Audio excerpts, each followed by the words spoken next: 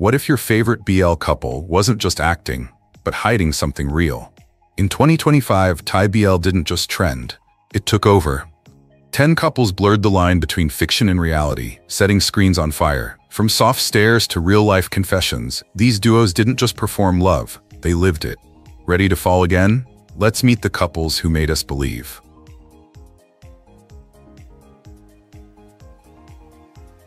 Min and Ping.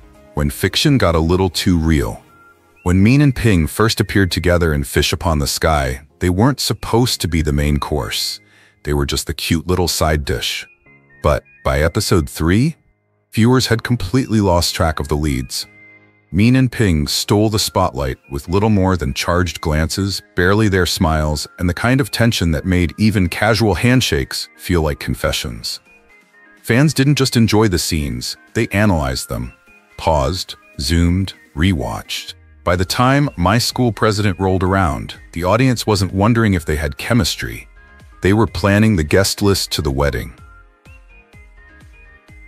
And here's the twist. This pairing didn't stop at scripted love. Min and Ping took the connection off-screen in a way that felt natural, raw, and refreshingly unfiltered. They didn't scream it from rooftops, but they didn't hide either. Shared bracelets, subtle couple outfits, inside jokes during interviews that fans picked up on faster than Google Translate. And then came 2023. During a fan meeting Q&A, Ping, looking a little shy but not afraid, answered the question that had followed them for years. Yes, we've dated.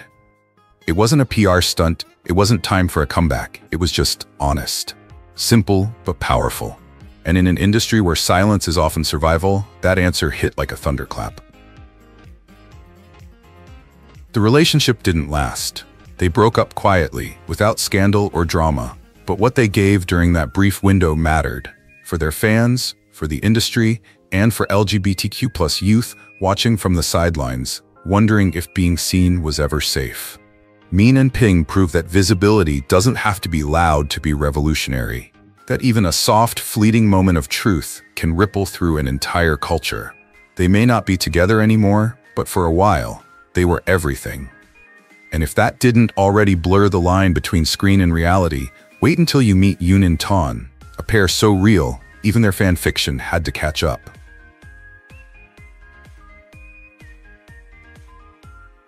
Yoon and Ton, the quiet love that didn't ask for permission. Not every love story begins with fanfare. Some begin with silence and stay there, quietly blooming where few expect them to. That's how it felt watching Yoon and Ton. Their first drama together didn't come with aggressive marketing or high-budget fan service. But what it did have was sincerity. Quiet, patient sincerity. The kind that snuck up on you in the pauses between dialogue.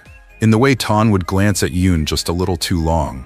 Or the way Yoon, normally so composed, would smile just for him.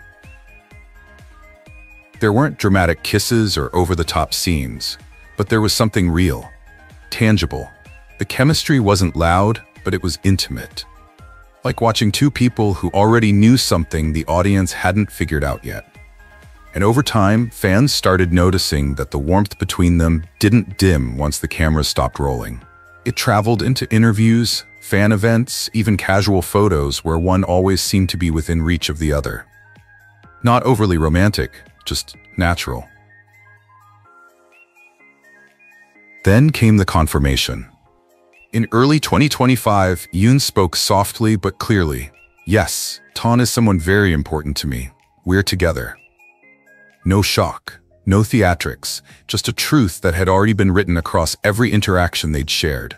And in that moment, something shifted. Not just for them, but for an entire wave of fans who'd been taught that love like theirs had to be hidden or denied. Yoon and Ton didn't stage a reveal. They didn't make it a performance. They simply lived, loved, and allowed the world to catch up. In a culture still learning to let queer love breathe, Yoon and Ton offered an alternative. You don't always need a spotlight to make a statement. But while Yoon and Ton kept it quiet, the next couple, let's just say Max and Nat, weren't afraid to make it loud, proud, and a little bit legendary.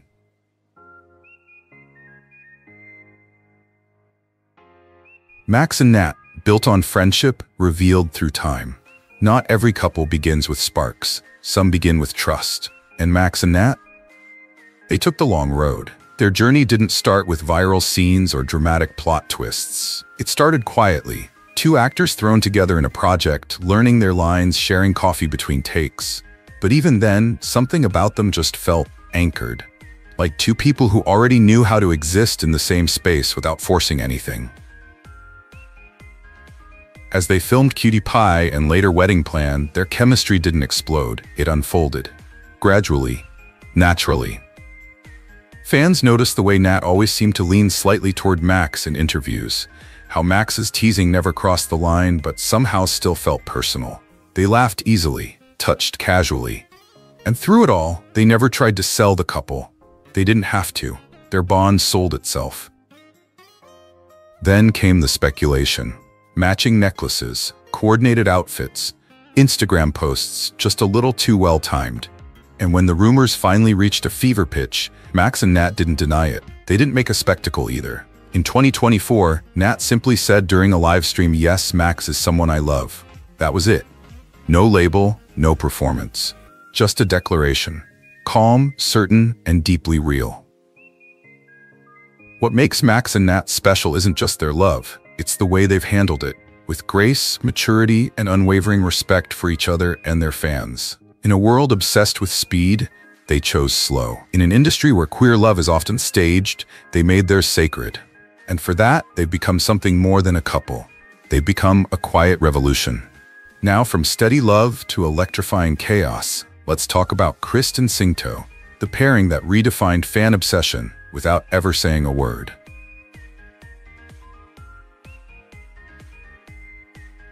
Krist and Singto, the unspoken bond that spoke to millions.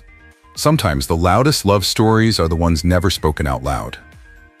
Krist and Singto didn't need grand declarations or behind-the-scenes hand-holding to capture hearts. They simply showed up, together, in frame, in rhythm, in sync. When sweetest, the series aired in 2016, their chemistry wasn't just believable, it felt lived in, like it didn't begin on set, just continued there. There was something magnetic about the way Krist looked at Singto when he thought no one was watching, or how Singto's smile always softened a little more when Krist was near. The show gave fans the spark, but their off-screen interactions gave it oxygen. Fan meets, interviews, event stages, they never crossed lines, but they constantly hovered at the edge of something intimate. And for fans, that space in between scripted and real, was electric. Years passed. They worked on different projects. Rumors came and went, but the way they spoke about each other remained consistent. Thoughtful, respectful, tender. They didn't confirm anything, but they never denied the closeness either. It became a kind of dance. Two people navigating fame, pressure, and expectation, all while holding on to something only they fully understood. Was it love? Friendship? A bond beyond definition? The truth is, maybe it was all of that, and more. What Krist and Singto gave us wasn't a couple to ship. It was a connection to believe in. A reminder that not everything needs to be labeled to be valid. That sometimes, presence is more powerful than proof. And in the silence, in the subtle gestures, in the years of standing beside one another, they offered comfort to those still afraid to speak their truth. If that story touched your heart, support the voices that bring these stories to light. Like, share, and subscribe. Because every view, every comment, every moment you engage helps us continue telling the stories that matter. Garfield and Benz, young flames, quiet whispers. Garfield and Benz didn't arrive with a bang, they arrived with a heartbeat. Soft, steady, growing louder with each scene. In their debut project together, they weren't the flashiest couple, but something about their energy pulled you in. Garfield's quiet intensity met Benz's gentle warmth, and suddenly every glance felt like a secret shared. They didn't need dramatic kisses or choreographed tension. Their chemistry was in the silences, the pauses, the way they simply existed near each other. Fans noticed the closeness early on. The way Garfield's eyes would search for Ben's during interviews. The way Benz seemed to instinctively lean into him during public events. No declarations, no staged fan service. Just the kind of natural comfort you can't fake. The fandom didn't explode overnight, but it simmered. And when behind-the-scenes footage began surfacing, Garfield softly adjusting Benz's mic, or Benz waiting off stage just to walk out beside him, it was enough to get people asking, is there more than what we're being shown? To this day, neither of them has confirmed anything. And maybe that's not the point. Maybe what's most beautiful about Garfield and Benz is that they're still writing their story in their own way, at their own pace. For a new generation of LGBTQ+ fans, especially the young ones navigating identity and emotion, they represent something incredibly rare: possibility. A space where connection can grow, slowly and safely, without needing to shout to be heard. In a world that moves too fast, Garfield and Benz remind us that not every bond has to arrive fully formed. Some are still unfolding, and that's where the magic is. But what do you think? Is this a friendship the world keeps misreading, or a love story that simply refuses to follow the script? And now, let's dive into the tension-filled world of Fort and Pete, a duo that turned fan expectations upside down and maybe even liked it that way.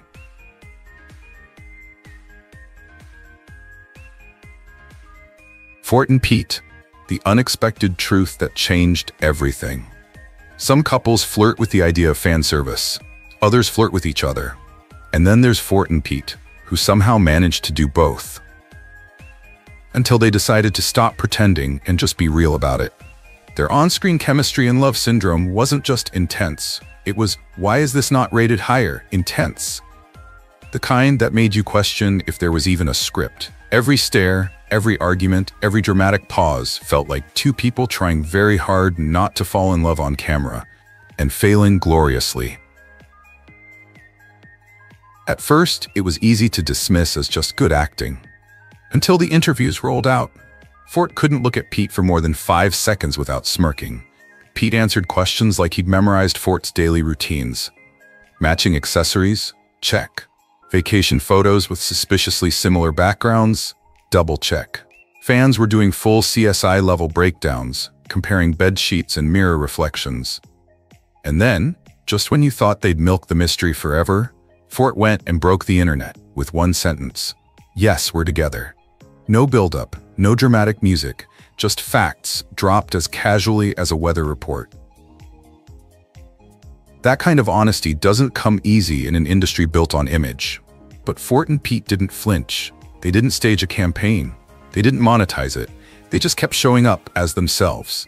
And in doing so, they did something bigger than any drama role ever could. They told queer fans, you're not alone, you're not invisible, and love, real love, doesn't have to hide backstage. Their story wasn't a twist in a plot. It was a turning point in the conversation. Because when two men in love choose truth over convenience, they don't just make headlines, they make history. Boss and Noel, the soft glare behind the spotlight. Some pairings are born in the script, others are born in the spaces between takes. With Boss and Noel, you could never quite tell which came first. Was it the story, or was it something already waiting beneath the surface, just looking for a camera to bloom in front of? From the moment they starred in Love in the Air, their connection felt natural, almost suspiciously so. Their characters bickered, bantered, and broke hearts. But it was the off-screen glances, the playful nudges, the barely concealed grins that got fans whispering, wait a minute. At press tours and fan events, they had a rhythm. Noel would tease, Boss would pretend to roll his eyes, and the crowd would melt. They didn't just play romantic leads, they lived inside the fantasy, without ever overselling it. But it wasn't just fan service either. There were the subtle things. Hands brushing during group photos, late-night live streams where one accidentally dropped by, and moments where their affection felt too effortless to be planned. Then came the slip-up, if you could even call it that. A clip went viral. Boss, mid-interview, referring to Noel as my person. The internet went into detective mode, but this time, instead of dodging, they just let it sit there, like a soft confession in plain sight. They never put out a statement, never needed to. They just kept showing up for each other, in every frame, every fan meeting, every unscripted second.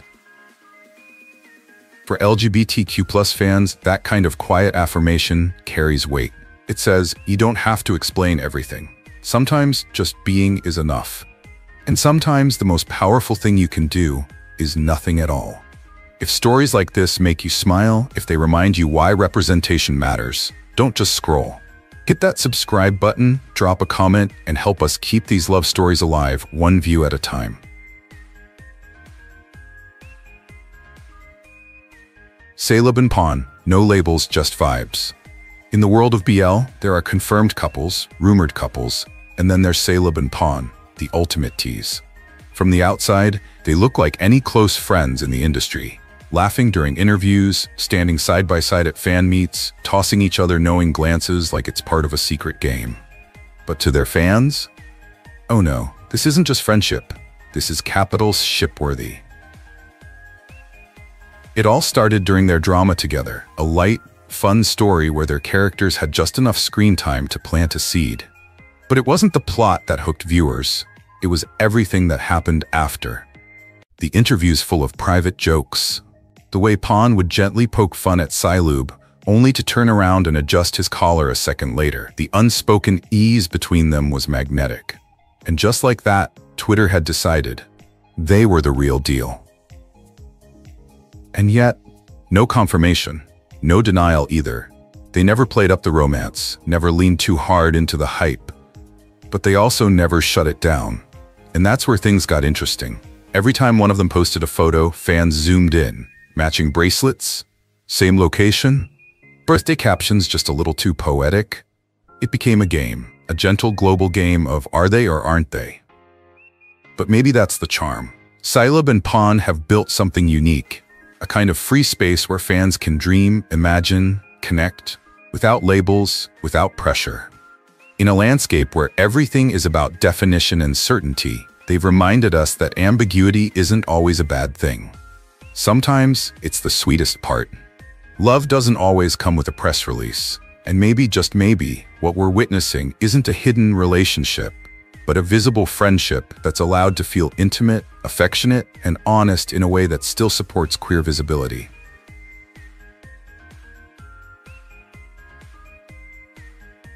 Pavel and Pooh, between the lines, behind the lens. In 2020, My Gear and Your Gown introduced audiences to a classic BL setup, rivals, misunderstandings, and a whole lot of unresolved tension. But what most people didn't expect was how Pavel and Pooh, playing Dr. Pai and It, would turn a somewhat predictable plotline into something quietly magnetic. Their characters didn't start out in love. In fact, they barely got along. But somewhere between the sarcasm and the stolen glances, something shifted. And the audience felt it, not just on screen, off-screen too. Their chemistry was never loud. It wasn't the type that demanded attention, it earned it. The kind of energy that builds slowly when two people stop performing and start existing. Behind the scenes, their interactions were just as subtle. No dramatic declarations, no flashy gimmicks, just a comforting familiarity. A shared rhythm. The way Pooh leaned into Pavel's space during interviews, or how Pavel always seemed to glance at Pooh when someone cracked a joke, as if checking whether he found it funny too. After the show ended, things got even quieter. No joint fan meets, no collab projects. But somehow, the fandom didn't let go. They held on to every candid photo, every soft moment from the past, wondering if what they saw between the lines was ever real. And maybe that's what makes this duo so fascinating. Not what they said, but what they didn't. Not what they posted, but how they felt, standing side by side, saying nothing at all. For some fans, Pavel and Pooh represent the quiet kind of closeness, the kind that doesn't ask for applause or permission. And in the context of LGBTQ+ representation, their dynamic reminds us, not every connection has to be loud to be valid. Sometimes, the most meaningful bonds are the ones that happen when no one's trying to prove anything.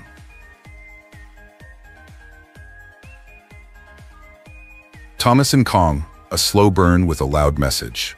Thomas and Kong didn't start out as a destined couple. In La Cuisine, they were just two young men, learning how to love between shared meals and quiet, awkward moments. No drama, no fireworks, just long glances, soft smiles, and simple lines that somehow made hearts pause. They weren't the flashiest BL pair in Thailand, but that's what set them apart. What they brought to the screen was something rare: honesty. After the show, they kept showing up together in small events, casual live streams, personal vlogs. But what fans noticed wasn't the fan service. It was the tenderness between the lines. Kong always watched Thomas when he spoke. And Thomas, he had this quiet habit of fixing Kong's collar or brushing his arm like it was second nature. Not performative, not exaggerated, just real. They've never issued a statement, no official label, and yet, their fans felt it, something that went beyond the script. More importantly, Thomas and Kong never ran from it. They didn't deny, they didn't dodge questions.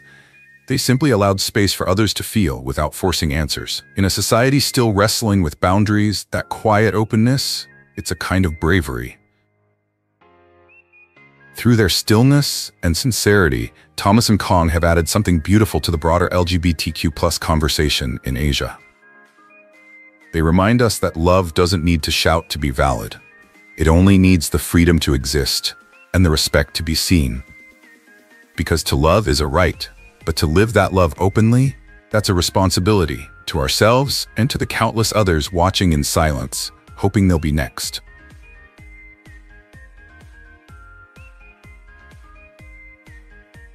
They broke rules, blurred lines, and sometimes broke the silence that once kept queer love in the shadows. These stars didn't just perform.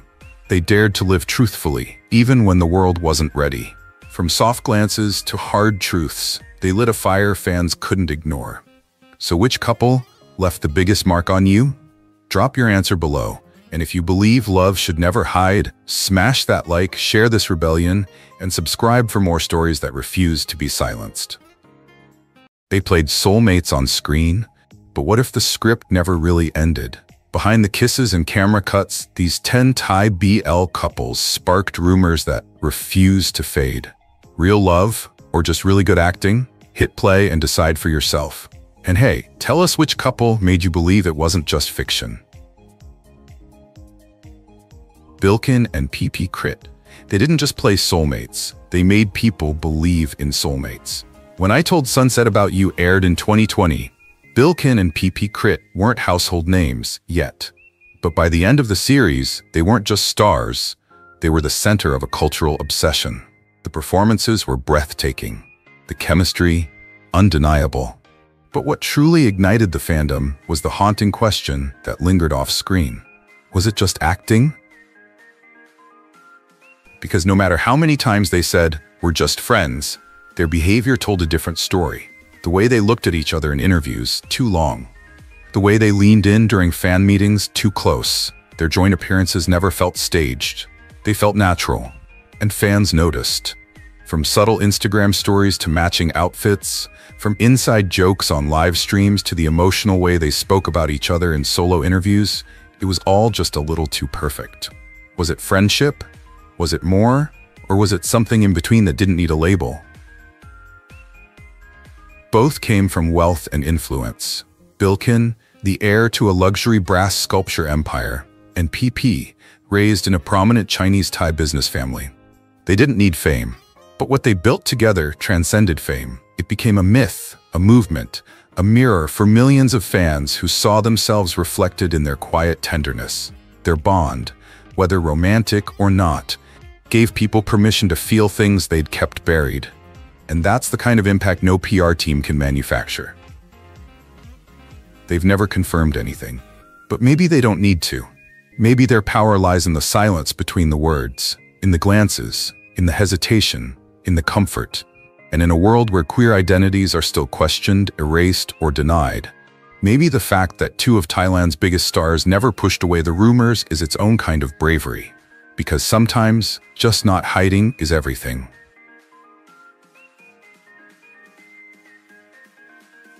Dao and off-road. Sometimes, the loudest stories are whispered. Dao and off-road never needed grand gestures or media spectacles to turn heads. Their power was subtler, woven through quiet moments, unspoken glances, and the rare kind of chemistry that doesn't demand attention. It earns it. When they starred in Century of Love, a sweeping BL drama that combined romantic tension with emotional restraint, something shifted. Audiences weren't just watching a show, they were watching a connection unfold in real time. Their scenes never screamed, they simmered. Every pause between words, every look that lingered too long, every laugh that felt just a little too natural. Dao and Off-Road mastered the art of emotional gravity. It wasn't about fan service or flashy gimmicks, it was about stillness, trust, and something that felt deeply personal. Viewers noticed, directors noticed, and suddenly they weren't just actors, they were a pairing audiences couldn't stop thinking about. As their fame grew, they didn't retreat behind curated personas. Instead, they let the ambiguity breathe. They showed up, together, on the covers of Thailand's most prestigious fashion magazines, dressed not just in designer labels, but in a kind of effortless synchronicity. They didn't announce we're close, they just were. From behind-the-scenes TikToks that felt a little too aligned, to interviews where one would finish the other's thoughts without even blinking. It all fed into something fans could feel, even if it was never officially said. And that's what made Dao and Off-Road different. In a space where labels often come before love, they flipped the narrative. They let the feeling lead. They didn't force it, they didn't fake it. And in doing so, they gave queer fans something rare, a kind of representation that isn't shouted but simply lived. Because sometimes, visibility isn't about volume, it's about honesty. Soft, steady, undeniable. Yin and War. On paper, they shouldn't work. Yin is calm, calculated, the kind of actor who observes before he reacts. War is fire, loud, unpredictable, emotionally charged in the best way. Put them in a room together and the contrast is immediate. But put them on screen, that contrast turns electric. When Love Mechanics aired, the storyline wasn't new, but the way they told it was. Yin's steady stillness against War's raw vulnerability made every scene feel like a live wire. Fans weren't just watching a romance, they were watching tension find harmony.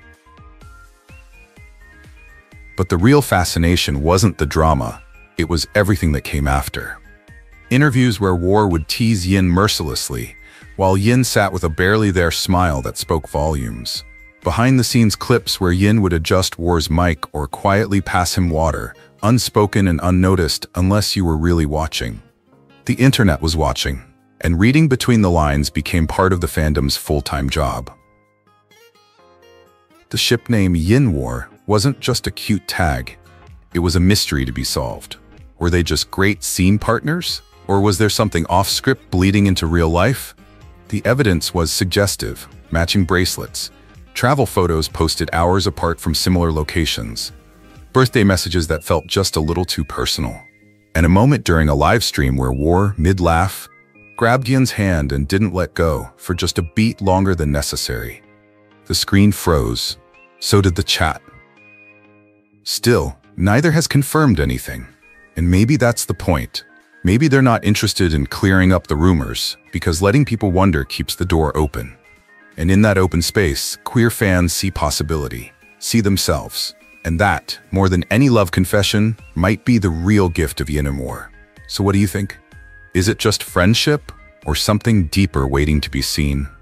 If you believe stories like this deserve to be told, don't forget to like, share, and subscribe. Your support keeps this channel and these conversations alive. Awu and Boom. They weren't the leads people were waiting for. In fact, when checkout was announced, most fans didn't even know their names. Awu and Boom entered the BL scene without the buzz, without the big fandom, and without the burden of expectation. But maybe that's exactly what made their story so refreshing. There were no pre-built ships, no overhyped teasers, just two actors who met each other in character and built something quietly magnetic. On screen, they were messy, flawed, tender, the kind of love story that didn't need to be loud to be felt. Awu brought a subtle, grounded energy to the role, while Boom leaned fully into emotional vulnerability. The result? A slow-burn connection that took viewers by surprise. One episode in, people were curious. By episode 4, they were hooked. Their kiss scene didn't break the internet, but it broke something deeper, the belief that you need fame to make people feel. Then came the shift. Awu and Boom started appearing together in interviews, fan meets, and events across Asia. They weren't polished, they weren't trying to be the next it couple. But they were real. playful, warm. In one clip, Boom forgot his line, and Ao leaned over with a half smile, whispered the cue, and gave him a reassuring nudge. No acting, just care. That moment went viral. Their social media presence remains minimal, but that hasn't stopped fans from building entire communities around them. Art, edits, theory threads. They became something rare in the BL world, a pair that people fell in love with after the credits rolled. Not because of marketing, but because of authenticity. For a younger generation of LGBTQ+ viewers, they became proof that love on screen doesn't have to be flashy to feel real. It just has to be honest. And just when audiences thought they had seen all the ways a BL couple could surprise them, along came Sky and Nani, with a connection no one expected, and no one could ignore. Or Sky and Nani. Some couples are written by screenwriters. Others, like Sky and Nani, are written by fans. Before the scripts, before the staged moments, their connection lived in edits, fan cams, and the imaginations of thousands of viewers. What began as a background friendship on screen slowly grew into something the fandom couldn't look away from. Sky had a calm, almost aloof energy. Nani was expressive, open, a little chaotic. Together, they had that perfect imbalance that made every glance, every accidental touch feel intentional. They were never the main couple in the beginning, but the fan base didn't care. They watched closely, picking up on subtle cues that the average viewer might miss. Behind-the-scenes clips where Nani reached for Sky's shoulder in moments of stress. Live streams where Sky, normally reserved, let down his guard just enough to let Nani pull him into the spotlight. There was no big declaration, no romantic scene written into the script. Just moments, small, human, unscripted, that sparked something real. And the internet noticed. Sky Nani became a fan-made brand. TikToks, Twitter threads, speculative breakdowns of 2-second eye contact moments. What made it so addictive wasn't confirmation, it was possibility. The feeling that maybe something was there, and that maybe the boys were in on it too. They never pushed back, never made it awkward. In fact, they leaned in, just enough. Enough to keep people guessing, enough to keep the story alive. That kind of soft ambiguity has power. It makes space. And for LGBTQ+ fans, that space matters. Because sometimes, the stories we cling to aren't the loud ones. They're the quiet ones we build together, moment by moment, stare by stare. And in the case of Sky and Nani, the fans didn't just follow the narrative, they created it.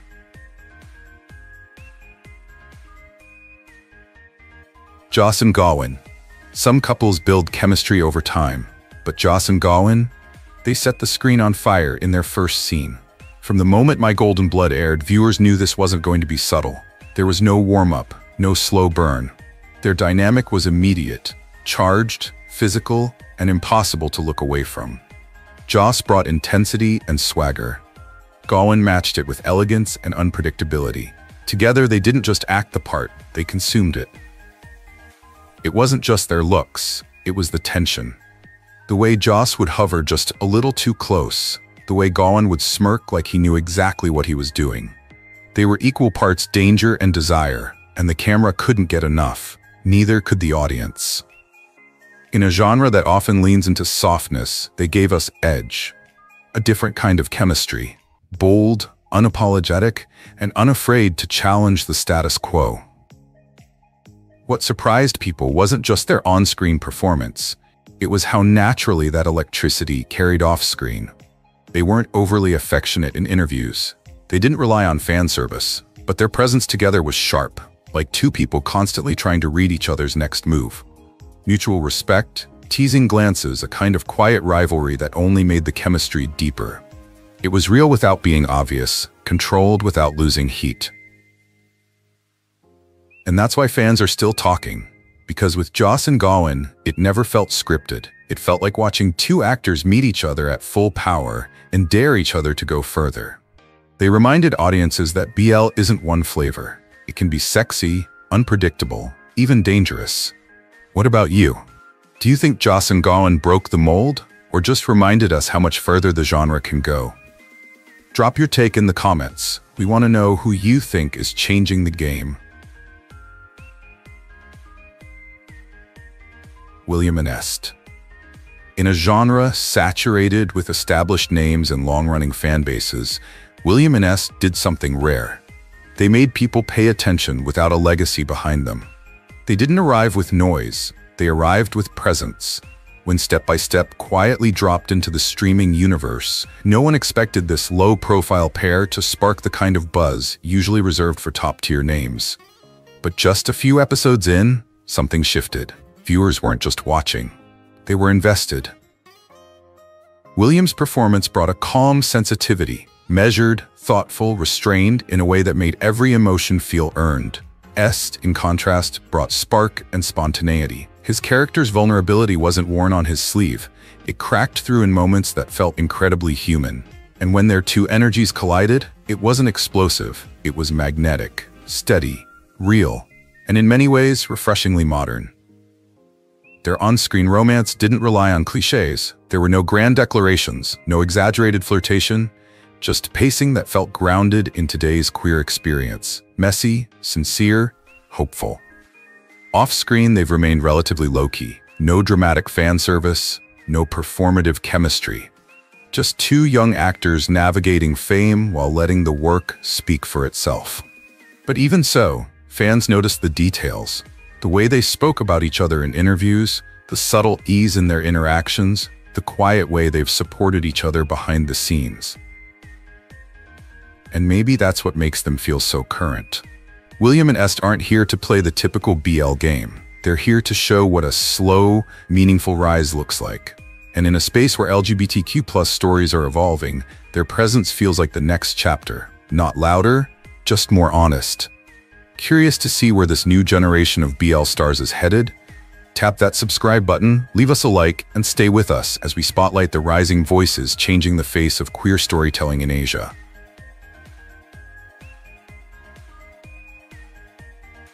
Winnie and Saetang. They weren't the headline names, but somehow, they became everyone's favorite. Winnie and Saetang started as side characters in Hidden Letters, a small arc barely hyped. Yet something shifted. The way Winnie looked at Saetang during a quiet moment, the way Saetang instinctively leaned in, protective. It wasn't explosive, it was quiet, real. A connection built on glances, pauses, and unspoken warmth. As the episodes unfolded, viewers couldn't look away.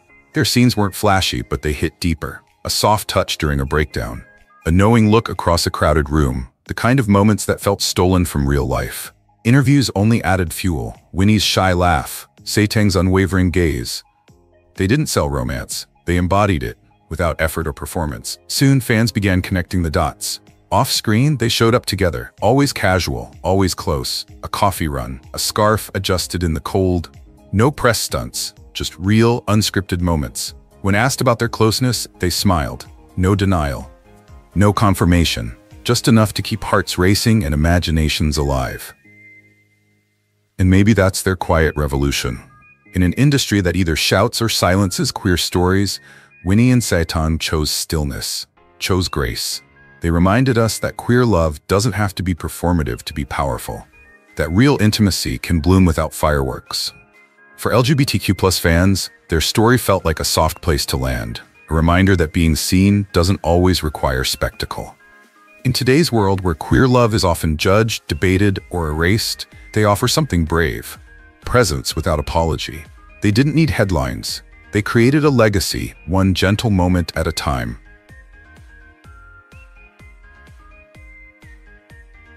Jimmy and C. They didn't rise with a bang. They grew on people, quietly, steadily, like a song you don't realize you've memorized until you find yourself humming it. Jimmy and C weren't hyped as a visual couple at first, but from the moment they appeared in Vice Versa, they showed something rare, emotional resonance. They weren't flashy or forcefully flirty. Their strength was subtle. In the way Jimmy would pause before reaching for C's hand. In how C's voice softened mid-line like the script didn't matter as much as the person in front of him. What set them apart was their vulnerability. Scenes that could have played as fan service became raw, aching moments. In one episode, a simple hug between them hit harder than full-blown romantic climaxes in other series. And fans noticed. Not just because of how they acted, but because of how they looked at each other between takes. Behind-the-scenes footage showed Jimmy holding C's wrist gently after a take, brushing dust off his costume. It wasn't performative. Soon, fan meetings turned into emotional gatherings. C tearing up when fans chanted their names, Jimmy pulling him into a side hug, whispering something only C could hear. Their bond was more than just screen deep. It was built on care, patience, and a kind of mutual emotional safety. No grand declarations, just presence, stability, quiet loyalty. Even with rising fame, they've stayed low-key. No unnecessary headlines, no dramatic interviews, but their chemistry continues to pull fans in, not with loud passion, but with an intimacy that feels earned. Their story reminds us that not every love glows like fire. Some, like theirs, feel like home. And now, from quiet warmth to magnetic opposites, we turn the final page of this journey, with a duo whose energy is as explosive as their rise to fame, Jung and Dunk. Jung and Dunk weren't just cast together, they were launched. From their very first appearance in Star in My Mind, something clicked. Not in the usual polished, prepackaged BL way. No, this was different. Their energy was youthful but magnetic, clumsy but honest. Jung had this quiet intensity, like he was always holding something back. Dunk, in contrast, was all warmth, smiles, open gestures, eyes that searched for connection. Together, they created a storm. Their on-screen moments felt unfiltered. You could feel the tension, the hesitation, the hope, and off-screen, the chemistry didn't dim. In interviews, Jung would glance at Dunk mid-sentence, waiting for him to finish a thought, as if their minds were tuned to the same frequency. Dunk, in turn, had a way of grounding Jung, balancing him without stealing the spotlight. It wasn't just acting, it was presence, mutual focus, a real rhythm. As their fame skyrocketed, so did the rumors. They were seen together at events, sharing hoodies, finishing each other's jokes. One fan video caught Dunk fixing Jung's mic off stage while Jung smiled without even looking. It wasn't loud, it was lived in. Fans didn't need declarations, they felt the truth in the small things. What makes Jung and Dunk powerful isn't just their fan service, it's their trust, their comfort with each other in a world that scrutinizes everything. They've become a symbol for a generation, learning that connection isn't always clean-cut or easy to label. That love, whatever its form, matters. Each story left its own mark, but some marks stay longer than others. So now it's your turn. Who made you feel something real? Was it the quiet glances, the unspoken care, or the brave honesty between two hearts? Tell us in the comments, which couple captured your heart and why? Your voice matters here, because representation means more when we share it together. These weren't just scenes from a script, they were windows into something deeper. Behind every shared glance, behind every unsaid word, was a story that couldn't be faked. A connection that blurred the line between acting and truth. Some say it's just good chemistry. Others believe it's something more. But maybe the real magic is this. They made us feel. They made us believe that love, any love, deserves to be seen, celebrated, and remembered. So now it's your turn. Which couple stayed with you long after the credits rolled? Which moment made your heart skip? Let us know in the comments, because your voice is what keeps stories like these alive. If you believe in love without labels, if you believe queer stories matter, then hit like, share this video with someone who needs it, and smash that subscribe button to help us grow this channel. Together, let's keep pushing for visibility, one story at a time. What if Korea's hottest love stories weren't just scripted? In 2025, 10 boy love couples didn't just steal scenes, they stole hearts. From shy glances to bold declarations, these pairs blurred the line between performance and something real. This isn't just about chemistry, it's about connection. It's about the beauty of same-sex love, powerful, tender, and finally in the spotlight. Which couple felt the most real to you? Which moment made your heart race? Drop your thoughts in the comments. Let's celebrate love in all its forms. Don and Shin Jae-min. At first glance, secret relationships look like just another steamy BL drama. Good lighting, soft music, stolen glances. But then Don and Shin Jae-min walked into frame, and everything changed. There was something different in the way Dawn couldn't look away, even when Jaemin wasn't looking. Something raw in Jaemin's silence, like he'd been waiting his whole life for someone to finally see through it. Their story didn't unfold, it unraveled. And behind the fake smiles and staged photo shoots, you felt it. A love that was never meant to be public, but was too real to hide. Of course, the plot had all the usual ingredients: denial, risk, temptation, secrets that could ruin careers. But what made secret relationships feel dangerous wasn't the script. It was the way Dawn touched Jaemin's shoulder like he was memorizing it. The way Jaemin's voice would crack just a little when he said, "I'm fine," but clearly wasn't. These weren't just actors reading lines. These were two souls reaching for each other through every scene, every pause, every breath. It wasn't performative, it was confession, wrapped in drama. And suddenly, viewers weren't just watching a love story. They were witnessing a quiet rebellion against shame, against rules, against the lie that some love just isn't allowed. The truth is, secret relationships wasn't about drama. It was about dignity, about two men who dared to fall in love even when the world told them not to. And while the cameras eventually stopped rolling, the feeling didn't fade. Fans kept replaying those moments not just because of how beautiful the scenes were, but because of how real they felt. Dawn and Shin Jaemin reminded us that queer love doesn't need grand gestures or perfect timing. It just needs space to exist. Because when love is this honest, this brave, and this tender, why should it have to hide? Taehoon and Yeowon. Love for Love's Sake wasn't your average coming-of-age BL story. It didn't ask permission. It didn't chase tropes. It simply introduced two boys who didn't need to speak in grand declarations, because their silences, their glances, their aching pauses said more than dialogue ever could. Taehoon was the rebel, the bruised heart with a clenched jaw. Yeowon was the quiet fire, the boy who smiled like he was afraid to take up space. But when they met, they didn't just fall in love, they recognized each other. Let's be honest, this wasn't the kind of love that makes headlines. There were no public kisses, no fireworks, just subtle touch points, like Taehoon offering Yeowon a helmet before riding off into the dusk, or Yeowon scribbling lyrics about someone he wasn't allowed to name. Their relationship lived between the lines, not because they were ashamed, but because the world hadn't yet earned the right to witness something so fragile and so real. And yet, despite everything, they chose each other every time. In secret practice rooms, in stolen glances across classrooms, in the simple way Taehoon said, "You okay?" like it was a love confession. That's what made them unforgettable. Not the plot, not the drama, but the truth. The undeniable, heart-gripping truth that queer love doesn't need approval to be beautiful. It just is. Love for Love's Sake gave us more than just a ship to root for. It gave us hope that maybe, just maybe, two boys can love each other without a tragic ending. That softness isn't weakness.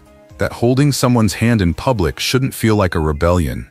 And maybe that's what we needed in 2025. Not another hero with a cape, but two ordinary boys who dared to love in a world that still whispers, "You shouldn't." Taehoon and Yeowon remind us that queer love doesn't need to shout to be powerful. Sometimes, all it needs is to exist. And that, in itself, is revolutionary. Doho and Jooyoung. At first, it looked like classic K-drama sports formula. You've got Doho, the reckless prodigy with a smirk that could cut glass. Then comes Jooyoung, the rule-following golden boy with a stare so sharp it could straighten a roundhouse kick. They were rivals, opposites, set up to clash. But here's the twist. They didn't just clash, they clicked. From the first sparring match, something buzzed beneath the surface. It wasn't just testosterone or training sweat, it was tension. Real, magnetic, undeniable.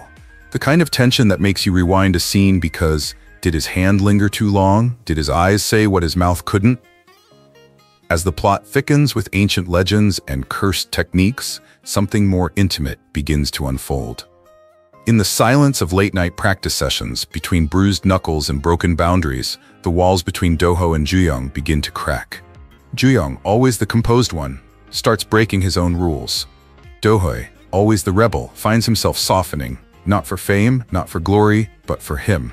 Their story isn't framed as a grand love declaration. It doesn't need rainbow spotlights or confession scenes. Instead, it's the glances, the silent loyalty.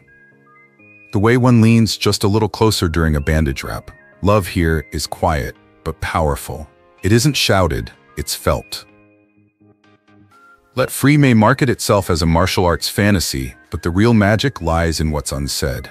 Doho and Ju-young never use the word love, and maybe that's why it hits harder. Because in a world where queerness is too often reduced to tropes or tragedy, their bond dares to exist in plain sight. Raw, complicated, and beautifully real. It reminds us that love doesn't always need labels. Sometimes it's just two boys training side by side, pushing each other past limits, until friendship becomes something more. Something that can't be cursed away. And maybe, just maybe, that's the most powerful move of all. Jihan and Do-yoon. At first glance, Jazz for Two sounds like the title of a moody album you'd play on a rainy night. But this wasn't just about jazz, and it certainly wasn't just for two. It was about Jihan and Do-yoon, two boys standing on opposite sides of silence, bound together by music that said everything their mouths couldn't. Jihan, the quiet pianist with eyes like unresolved chords. Do-yoon, the troubled soul who danced like he didn't believe in tomorrow. Their story wasn't built on grand gestures or fireworks, it was built in whispers, side glances, hesitations. That's what made it real. Love, in this story, wasn't loud. It was accidental. A slow collision between two broken rhythms trying to sync. Jihan didn't fall for Do-yoon because he was perfect. He fell because he wasn't. Because Do-yoon was messy and unpredictable, like jazz itself. And Do-yoon? He didn't just find comfort in Jihan's melodies, he found himself. The film lets their love unfold like a jam session. Raw, unscripted, sometimes offbeat, but always honest. There's a scene where Do-yoon leans in, not to kiss, but just to listen to Jihan breathe. That alone felt louder than any "I love you" could. Because sometimes, queerness lives not in declarations, but in the quiet decision to stay. Jazz for Two isn't about a gay couple. It's about a love that refuses to apologize for existing. That's the real beauty. In a world where people still want proof, labels, explanations, Jihan and Do-yoon offer none. Just vulnerability. Just connection. And maybe that's what makes it revolutionary. Sure, there's pain, rejection, shame, but there's also healing. Soft hands on piano keys, a boy who learns to love out loud, and another who learns he deserves to be loved back. It's not a story with a neat bow, but it is a story with heart. And that, dear viewer, is what makes it unforgettable.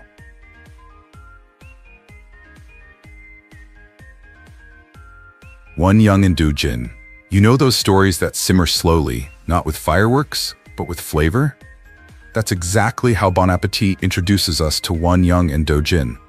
One's a charming, soft-spoken chef who hides his feelings behind a cutting board.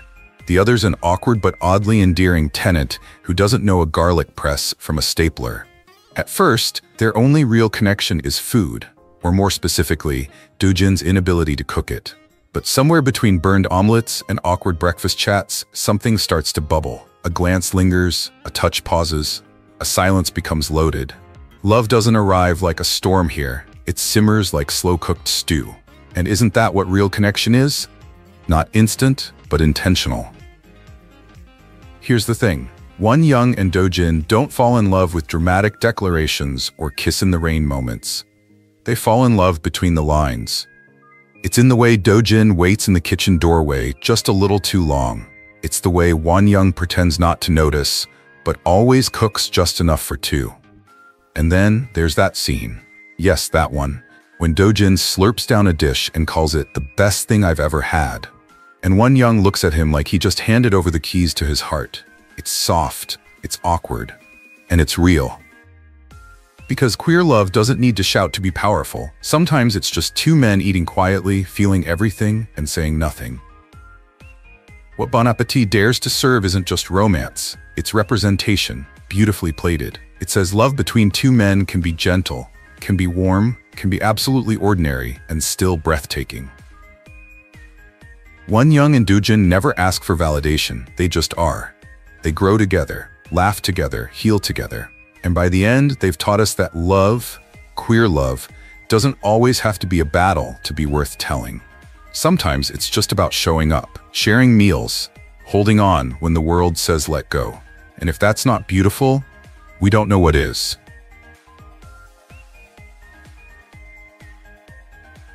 Yoon Tae-jun and Baek Jin-woo. Yoon Tae-jun didn't want to be found. He was a man running from the noise, from the system, from the kind of world that gives with one hand and takes with the other. He disappeared into a quiet life as a potter, shaping clay, hiding truth. That is until Baek Jin-woo walked in, and everything got messy. Not loud, not scandalous, just real.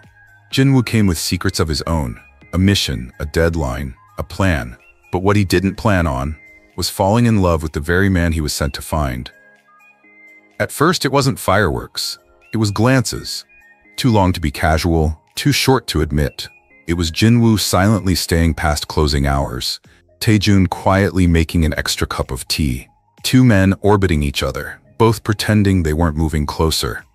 But slowly, like wheel-thrown clay softening under the pressure of a warm hand, their walls began to bend. Jin-woo's mission became blurred by emotions. Tae-jun's silence softened into questions.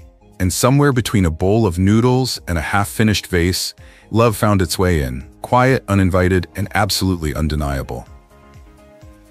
Their story didn't follow the rules. There were no grand speeches in the rain, no picture-perfect promises. There was fear of being found out, of breaking apart, of being wrong for loving someone so right. But in all that uncertainty, they chose each other anyway.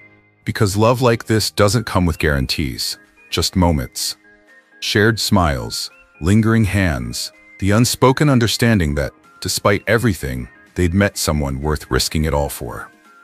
And maybe that's the most powerful kind of love, the one that sneaks in, refuses to leave, and makes two people believe that they are enough. Just as they are. No explanations, no apologies.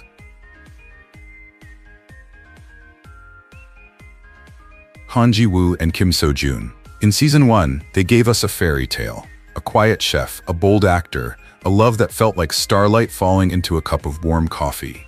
But To My Star 2 flips the script. This isn't just a story about two men in love. It's about what happens after love says yes. When real life walks in, when silence becomes louder than words. Han Ji-woo was never the romantic, stoic, rational, scared of mess. And Kim So-jun, a walking sunbeam with a habit of diving heart first. But in this season, that light dims. Not because the love is gone, but because the world, expectations, and personal wounds pull them apart like gravity on two drifting stars. This isn't your classic breakup. There's no villain, no betrayal, just two people who want to love, but don't know how to stay whole while doing it. Ji-woo's fear of being exposed, of loving too loudly, becomes a silent wall. So-jun tries to smile through it, to stay, but you can see it in his eyes. He's breaking too. And yet the show never paints them as broken. It gives them space to hurt, to be stubborn, to fall apart beautifully. And that's what makes it hit so hard. The arguments feel too real. The silences feel too familiar. This is queer love in its rawest form.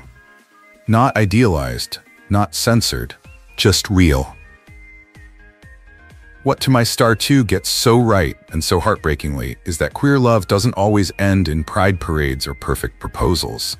Sometimes it's about the quiet promises, the subtle check-ins, the "I'll wait for you, even when I'm hurting."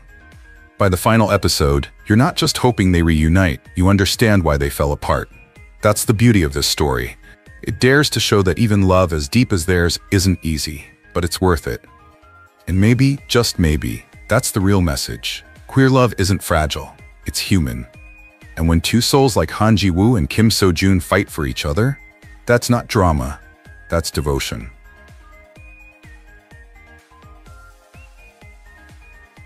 Cha Ji-woo and Lee Ro-ae. In the world of college group projects, there's one universal truth. Your partner can either be your savior or your emotional demise. For Cha Ji-woo, soft-spoken, rule-following, heart quietly tucked behind layers of books, it was the latter. At least at first, because his assigned partner wasn't just some random classmate.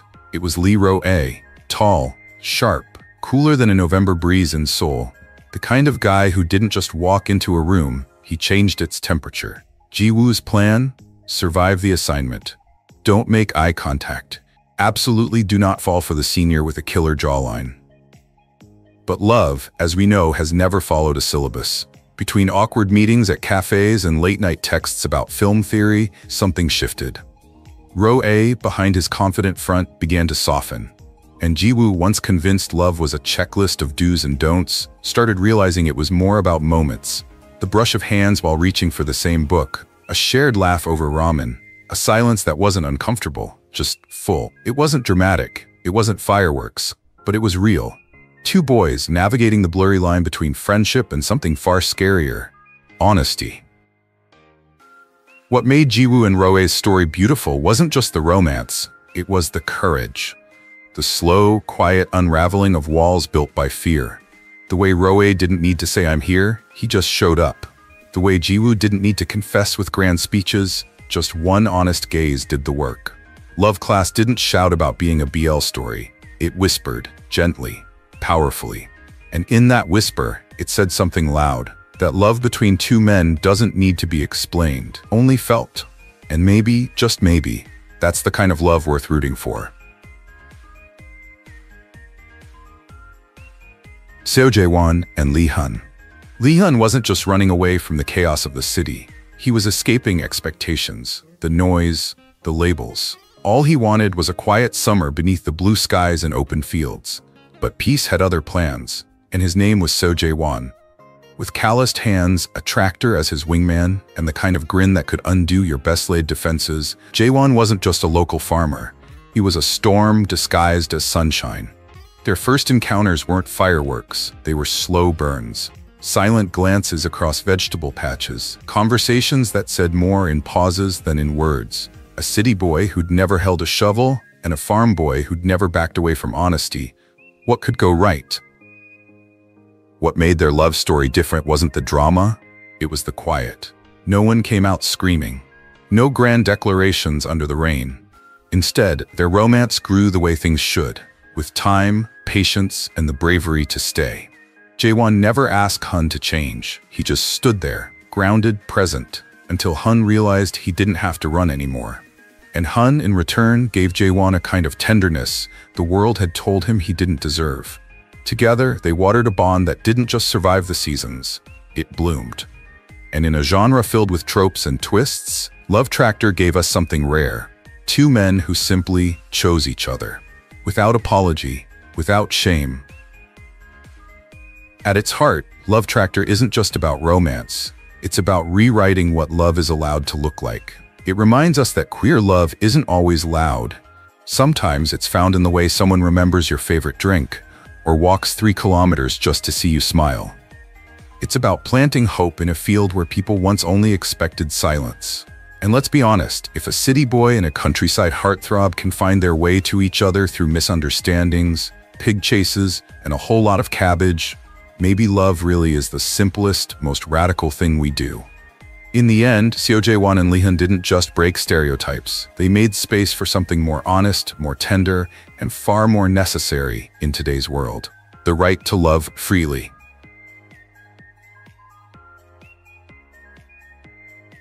Kim Hae-bom and Jo Tae-sung. It started like a lot of high school friendships do, clumsy, quiet, and charged with the kind of tension no one wanted to name. Kim Hae-bom, shy and always second-guessing himself, was the exact opposite of Jo Tae-sung, popular, composed, and seemingly untouchable. But as fate would have it, opposites didn't just attract, they collided. One late-night confession changed everything, and not in the way most fairy tales go. Instead of a kiss, there was distance. Instead of a beginning, it felt like the end. And for years, their story paused on a comma, not a period. Fast forward to adulthood. The boys are now men, reunited at a game company of all places, working on a dating simulator. Talk about ironic.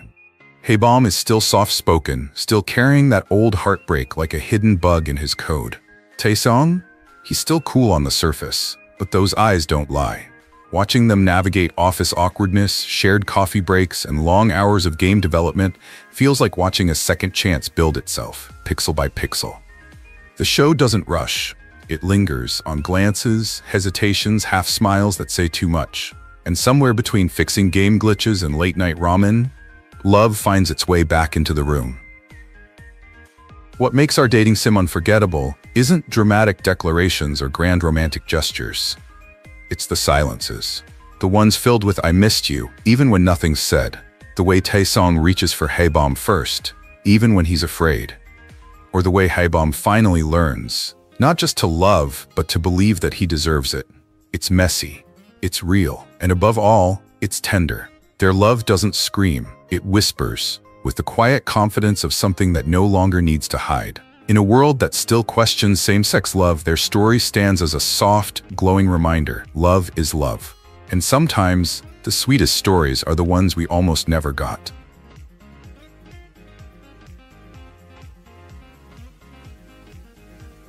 Love isn't always loud. Sometimes it's found in a quiet look, a shared umbrella, a promise never said, but always felt. Through these 10 unforgettable couples, we've seen that same-sex love isn't just valid. It's beautiful, bold, and breathtaking in its own way. These stories aren't just fiction. They reflect real people, real emotions, and a real fight for visibility and love in a world that's still learning. If you believe, like we do, that love in all its forms deserves to be celebrated, then don't stop here. Check out the other videos on our channel. Discover more couples, more stories, and more reasons to never stop believing in love. Hit that subscribe button, like, comment, and let us know which couple touched your heart the most. What if the most powerful love stories in K-drama were between two men? In a world where same-sex love still faces silence, these 10 Korean BL couples broke through. With raw emotion, magnetic chemistry, and stories that made us believe in love beyond limits. They didn't just act. They showed us how love can be soft, bold, messy, and beautifully real. So which couple made you feel something? Comment below, speak your truth, and show your support for LGBTQ+ love on screen. Because these stories aren't just fiction. They're a reflection of the love so many still fight to live out loud. Han Tae-ju and Kang-guk, Where Your Eyes Linger, 2020. In the world of Korean chaebol dramas, you've seen it all: power, privilege, and betrayal. But Where Your Eyes Linger flipped the script. Meet Han Tae-ju, rich, reckless, the kind of boy who's never heard the word no. And beside him, always just a step behind, Kang-guk, his bodyguard, his best friend, his shield. But let's be honest, this wasn't just security detail, it was tension, longing, that slow burn only K-dramas can do. But with a twist the genre rarely dares. Two boys on the edge of something more. Because every glance lingered just a second too long. Every fight hurt more than it should. And under the surface of their carefully controlled world was a love neither one had the words for. Kang-guk was trained to protect Tae-ju from danger. But no one trained him to protect himself from Tae-ju's smile. Their relationship walked a razor-thin line. Friends, brothers, maybe something else. But never lovers. Not out loud, not in that world. And Tae-ju? He was bold in every way except the one that mattered. Teasing, testing, pushing boundaries, until the tension snapped like a rubber band pulled too tight for too long. When the confession came, it wasn't fireworks. It was raw, quiet. The kind of moment that doesn't shout, but stays with you. Because love like theirs wasn't about spectacle. It was about survival, and choosing each other in a world that told them to look away. Where Your Eyes Linger didn't try to dress their love up in metaphors. It stared it down.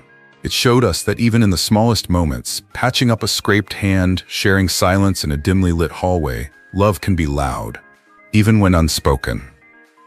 And maybe that's why this series hit so hard. It wasn't fantasy, it was real. Messy, beautiful. Two boys falling for each other in the worst and best possible way. And through it all, the message lingered. Queer love deserves to be seen, not just hinted at.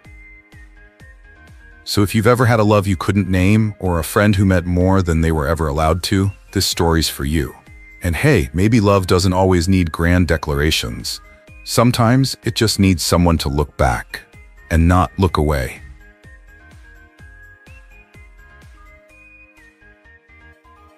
Yeonwoo and Yuhan. Color Rush 2020-2022. Imagine living your whole life in black and white. That's the reality for Yanwu, a high school student who sees the world in grayscale, stuck in a dull, muted version of reality. No blue skies, no red roses, just gray. And worse, he doesn't seem to care. Emotionally numb, socially distant, just trying to survive another bland day. But then, in walks Yuhan, and with one look, Yanwu's world explodes into color. Not metaphorical color, real color. Vivid, shocking, blinding. He's what's called a probe, a rare person who can awaken color in a mono like Yanwu, and suddenly everything changes. From a quiet, foggy existence to blushing skies and heart-pounding hues. But falling in love with your light source? That's a whole different kind of dangerous. At first, Yanwu resists, hard, because when you've lived without color, too much beauty can hurt. But Yuhan? Persistent, playful, a little reckless, and totally irresistible. Their chemistry? Instant, like two puzzle pieces that finally snap together. But this isn't your usual teen romance. It's layered. Yanwu fears what it means to depend on someone so deeply. Yuhan hides a gentle vulnerability behind his teasing smile. Together, they navigate not just love, but identity, fear, and a society that still pretends their kind of connection doesn't exist. There are jokes, awkward tension, and moments so sweet they'll make your heart ache. And just when it feels safe, fate throws a cruel twist. Love is never simple, especially when it's rare. Color Rush isn't just a story about seeing color. It's about seeing each other, fully, honestly, without apology. Yanwu and Yuhan remind us that love isn't defined by gender or norms or safety. It's defined by how someone makes your world brighter, even when the world says it shouldn't. Their journey? Messy, tender, courageous. And for anyone who's ever felt like love made them too much, this is a reminder. Love, in any shade, is worth everything. So if you've ever seen someone and felt your whole world shift, you already know what Color Rush is about.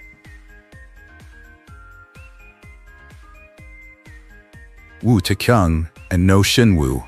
Wu Taekyung didn't walk into high school looking for romance. He just wanted connection. A place to stand without shrinking. A voice that didn't echo back alone. With his soft charm and unfiltered honesty, he often stood out, and not always in a way he liked. But when he transferred schools and found himself in the middle of the student council, everything shifted. There, in that sunlit room of quiet tension and cold stares, sat No Shinwoo, arms crossed, words sharp, eyes unreadable. The kind of boy who could freeze a room with one glance because it was easier than letting anyone in. Taekyung was all warmth. Shinwoo was all walls, and somehow fate decided they belonged in the same story. At first, they clashed like thunder and sunlight. Taekyung didn't understand why Shinwoo seemed to despise him. Shinwoo didn't understand why Taekyung made his heart race, and not in a way he was ready to admit. But that's the thing about love when it sneaks in through the cracks. It doesn't always announce itself. Sometimes it hides in stolen glances, in breathless pauses. In the way two people argue, because they care more than they're ready to say. Shinwoo, who always kept his distance, started to lean in. And Taekyung, who just wanted to be accepted, found himself being seen, truly, deeply seen, for the first time. Their relationship wasn't about sudden kisses or grand monologues. It was about trust, built brick by brick. It was in the way Shinwoo's voice softened when he said Taekyung's name. In the way Taekyung stopped looking around for approval and started looking straight into Shinwoo's eyes. What made their story unforgettable wasn't just that it was gay, it was that it was real. Two boys growing up, growing closer, trying to figure out who they were, individually and together, under a sky that still sometimes frowned on love like theirs. They didn't kiss to shock. They didn't confess to prove a point. They simply fell in love. Quietly, unapologetically. In a culture where same-sex love is often erased, their story didn't just offer representation, it offered hope. Hope that queer love can be soft and slow and sometimes a little awkward, and still be valid, still be beautiful. Sometimes the most powerful thing is simply choosing each other and holding on.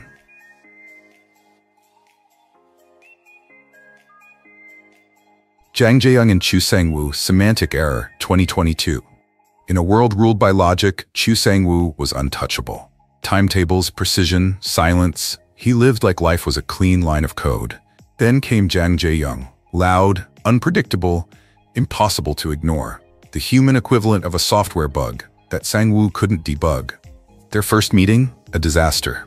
Their project partnership, but somewhere between slamming doors and exchanged glares, the tension began to shift. And when it did, Semantic Error gave us the classic enemies to lovers arc, but elevated it with nuance, raw chemistry, and two actors who turned friction into fire. This wasn't just a love story. It was a collision. Park So-ham and Choi Jae-hyun didn't just share scenes, they shared tension. Not the manufactured kind. The kind that hums under every glance. The kind that makes viewers lean in, hold their breath, and whisper, "Wait, did he just look at him like that?" Every smirk from Jae-young was a challenge. Every flustered response from Sang-woo, a silent scream for closeness. They danced around each other like magnets, pushed apart by pride, pulled together by something neither of them could explain. And yes, the height difference? Iconic. But beyond the visuals, what made this couple unforgettable was how real it all felt. The awkwardness, the hesitations, the vulnerability hiding behind every insult. It wasn't scripted love, it was discovered love. In the conservative landscape of K-dramas, Semantic Error dared to code a different kind of romance, one that didn't apologize, didn't end in heartbreak, didn't treat queerness as a side plot or a punchline. Instead, it gave us something pure. Two young men navigating emotion like foreign territory, choosing to open their hearts despite fear. Their love was quiet, hesitant, but deeply powerful. And in doing so, it broke more than just norms. It broke silence. Did this love story rewrite something in your heart? Let us know in the comments. Speak up. Support queer stories. Celebrate love in every form. Because sometimes, the best kind of error is the one that leads you to love.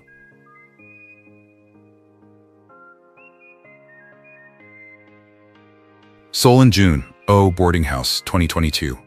Seoul never meant to fall for anyone, especially not that tenant, the tall, aloof, frustratingly handsome June who walked into his quiet little boarding house like a storm in designer jeans. At first, their chemistry wasn't sparks, it was fireworks and fire alarms. June was cold, Seoul was nosy, and yet somewhere between the breakfast bickering and the midnight hallway run-ins, something started to shift. Their awkward silences grew heavy with things unsaid.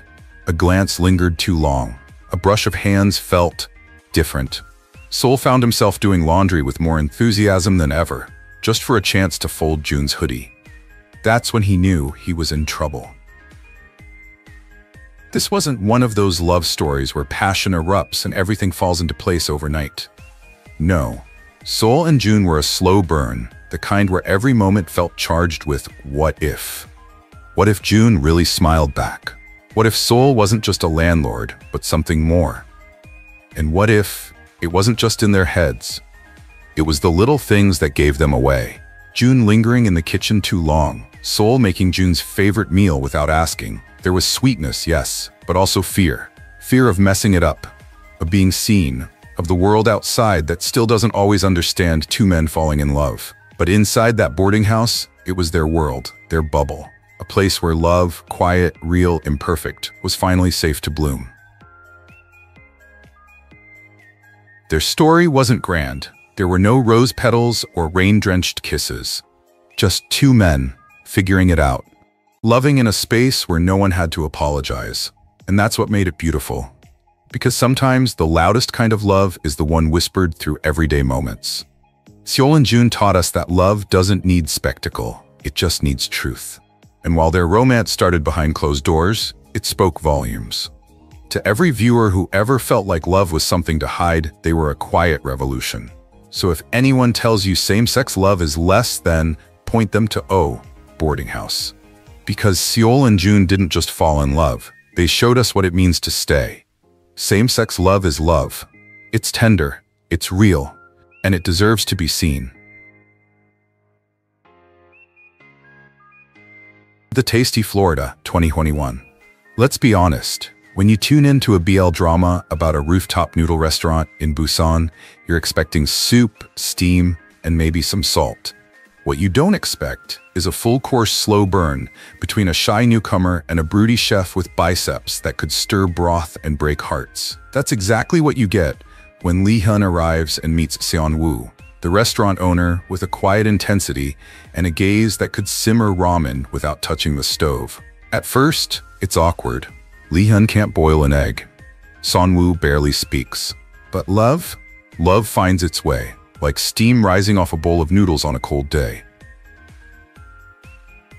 The real magic doesn't come from recipes, it's in the glances across the kitchen, the silent teamwork, the way Sun-woo gently corrects Lee-hyun's chopstick grip, or the way Lee-hyun watches Sun-woo slice scallions like it's a love language. Their chemistry bubbles over slowly, never rushed. It's not about grand confessions, it's about little moments, a shared drink after hours, a hand that lingers too long, a late-night rooftop breeze that carries more emotion than a scripted kiss. It's a romance built on patience, trust, and, yes, a lot of noodles. And when Sun-woo finally lets his guard down, it's not fireworks. It's quieter, warmer, more real. In a country still learning to openly embrace same-sex love, the tasty Florida serves up something rare. A queer love story that doesn't shout to be heard. It simply exists. No heartbreak ending. Just two young men discovering that love can bloom anywhere, even in a tiny rooftop restaurant overlooking the sea. Their story isn't about surviving. It's about living and choosing to love, openly and fully. Sun-woo and Lee-hyun remind us that queer love doesn't need to be loud to be powerful. Sometimes it just needs a table for two, and the courage to stay seated.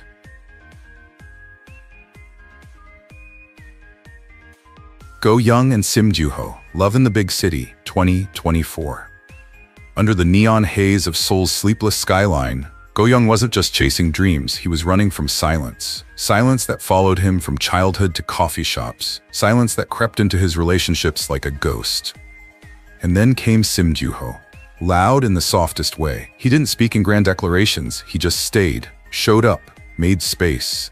What started as flirtatious banter over overpriced flat whites turned into late-night ramen runs, quiet shoulder brushes on the subway, and the kind of eye contact that says, "I see you, all of you."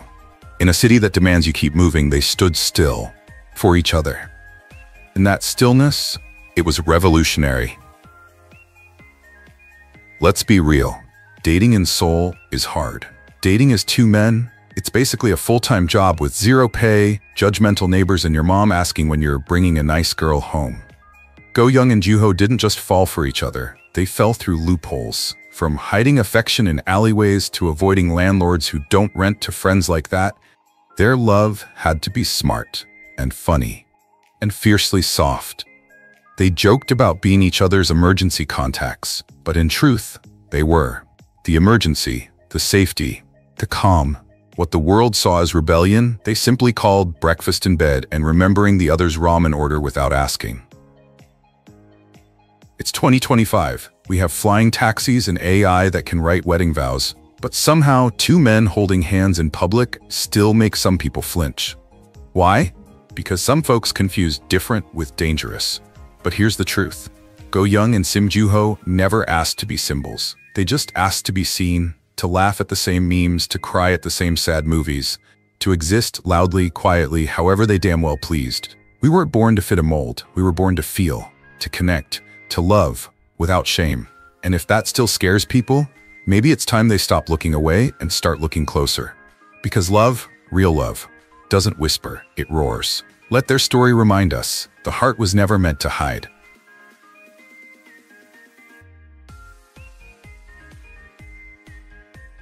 Jaewon and Jihyun? The Eighth Sense fan favorite.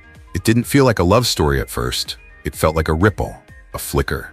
A moment where everything paused and someone saw you, really saw you, for the first time. Jihyun wasn't searching for love. He was just trying to survive college life. Part-time jobs, loneliness, and the constant pressure to blend in. Then came Jaewon. Cool, older, magnetic. The kind of guy who makes a simple hey feel like a spark plug to the heart. Their connection began where the waves met the shore. Not loud, not obvious, but undeniable. Jihyun didn't know it yet, but he wasn't just learning how to surf. He was about to drown in someone else's gravity. What unfolded next wasn't your typical swoon fest. It was awkward, messy, frustratingly real. Jaewon, calm on the outside, was a storm underneath. His past relationships left scars he couldn't name. Jihyun, eager and open-hearted, kept reaching into a space that didn't always welcome him. And yet, they couldn't stay away. Their moments together, on motorbike rides, at parties by the sea, were electric with tension and tenderness. The eighth sense captured something rare. Two souls tiptoeing on the edge of something profound, while the world kept whispering, "Don't." This wasn't just about gay love. It was about learning to want, to be wanted, and to be brave enough to say it out loud. Jaewon and Jihyun didn't kiss just to make hearts flutter. They kissed to break silence, to challenge what love should look like. They fell in love, not because it was easy, but because it was true. And in that truth, they gave thousands of viewers the courage to feel something they'd buried deep. The eighth sense reminded us that queer love isn't a side story. It's not experimental. It's not fleeting. It's real, raw, and worthy of being told with care, not caution. Their story isn't just for the LGBTQ+ community. It's for anyone who's ever loved in secret, who's ever feared being misunderstood, and who's ever longed to be loved without conditions. Because love, when it's real, doesn't need permission. It just needs a chance.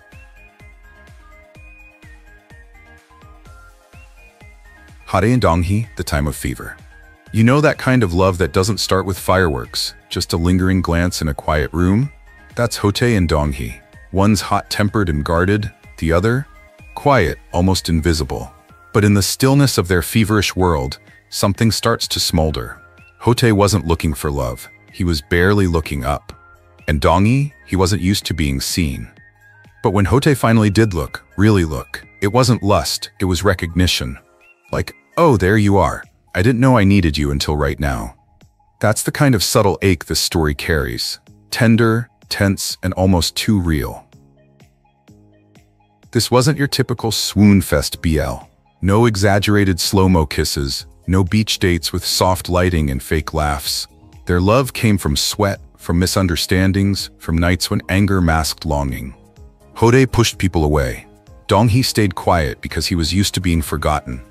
But when they finally cracked each other open, it wasn't dramatic, it was raw and beautiful. There's a scene, just a simple moment in a hallway, where a hand brushes another. No music, no dialogue, but your heart, it skips. Because love between two men doesn't need to shout to be heard. Sometimes it just breathes. By the end, this wasn't just a story of two boys falling for each other. It was about choosing to stay when it would be easier to walk away. About learning that being soft is not weak, and that being gay, being yourself, doesn't need a rainbow filter to be valid. Hote stopped running. Donghee stopped hiding. And in that fragile, final frame, they didn't just hold hands, they held space for each other. That's what queer love looks like when it's allowed to exist. Not flashy, not filtered, just fearless.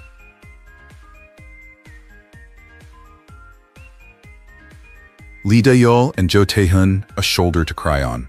At first glance, Lee Dae-yeol and Jo Tae-hyun had all the makings of a K-drama disaster. A misunderstood archery prodigy. A smirking rebel with rumors wrapped around him like a designer scarf. They weren't just different. They were fire and ice tossed into the same school hallway. But here's the twist. Sometimes the greatest tension isn't rooted in hate. It's chemistry waiting to combust. When Jo Tae-hyun leaned in, closer than necessary, and smirked that infuriating slow-motion smirk, Dae-yeol's arrows missed more than just the bullseye. They missed logic altogether. Suddenly, detention wasn't punishment. It was proximity. And in a world where boys weren't supposed to look at each other that way, Dae-yeol looked. And Jo Tae-hyun didn't look away. What made this love story unforgettable wasn't just the stolen glances in quiet classrooms. It was the aching silence in between, the fear, the hesitation, the question lingering in both boys' hearts. Is it safe to feel this? Jo Tae-hyun, for all his bravado, carried wounds too deep to joke away. And Dae-yeol, the boy with perfect form, was crumbling under the weight of false rumors that threatened to snap his scholarship and his pride. Yet in the moments, they let their guards down. While patching each other's scrapes, while saying everything without speaking a word. We saw it. That rare kind of love that doesn't rush to declare itself, but instead blooms quietly in shared pain and shy forgiveness. A love that dared to show up, even when the world wasn't ready for it. A shoulder to cry on didn't just give us a teen romance, it gave us a revolution in whispers. Two boys, no melodramatic speeches, no rainbow flags waved in the wind, just raw honesty in a society still scared of softness between men. But Dayol and Taihin taught us something simple and brave. Love doesn't need approval, it needs truth. Their story wasn't about coming out, it was about coming closer. And in doing so, they became a quiet anthem for every teen who's ever felt different but dreamed of being seen. Because sometimes, the bravest thing a boy can do is love another boy openly, arrow by arrow, heartbeat by heartbeat.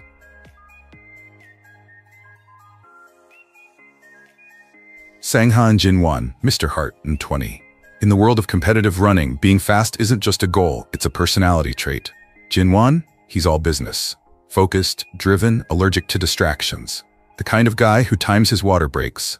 Then comes Sangha, his new pacemaker, who doesn't just run, he glides. With a heart bigger than his stride and a smile that could break tension faster than a starter pistol, Sangha is the unexpected spark in Jinwon's controlled world. At first, sparks meant conflict. Jinwon didn't ask for help. Sangha didn't ask for permission. But sometimes, chemistry doesn't wait for approval. Sometimes it just laces up its shoes and runs straight at you. What started as reluctant teamwork soon turned into something else. Something unspoken, soft, and stupidly obvious to everyone except the two of them. Jinwon begins noticing Sangha's laugh, how it fills a space like light. Sangha starts memorizing Jinwon's mood from the way he ties his shoelaces. It's not a sprint anymore. It's a slow, emotional marathon. They don't say I love you with words, but with early morning warm-ups, shared water bottles, and glances that linger just a second too long. You think it's just training? Please, we've all seen that look before. That's not cardio.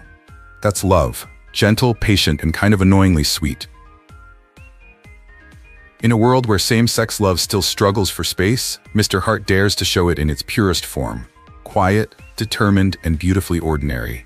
No flashy confessions, no dramatic obstacles, just two boys, falling for each other, one heartbeat at a time. Jinwon learns that vulnerability isn't weakness. Sangha learns that sometimes love requires staying still for someone who's always running. Together, they remind us, love isn't about who crosses the finish line first. It's about who stays by your side through every mile. And if that isn't a metaphor for same-sex love finally getting its moment in the spotlight, I don't know what is.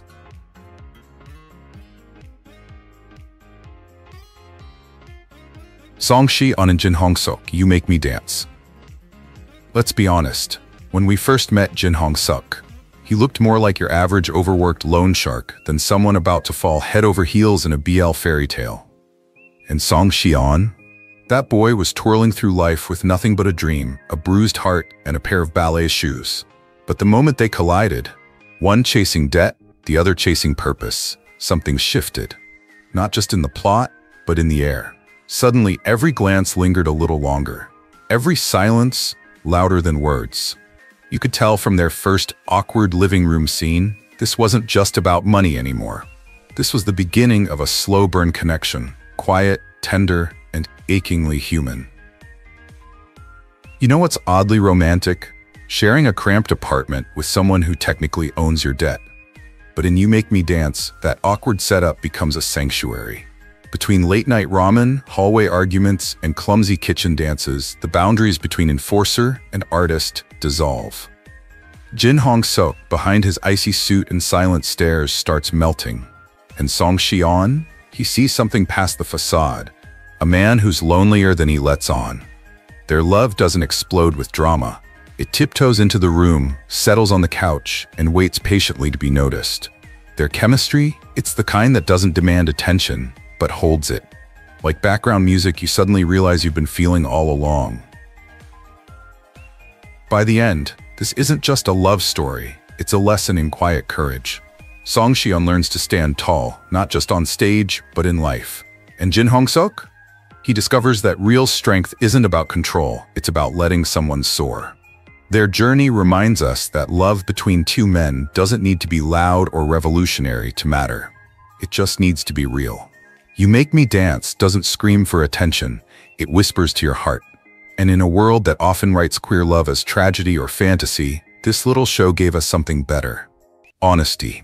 Love is love. Awkward, beautiful, slow, and sometimes paid in monthly installments. But when it's real, it doesn't just make you dance, it makes you believe.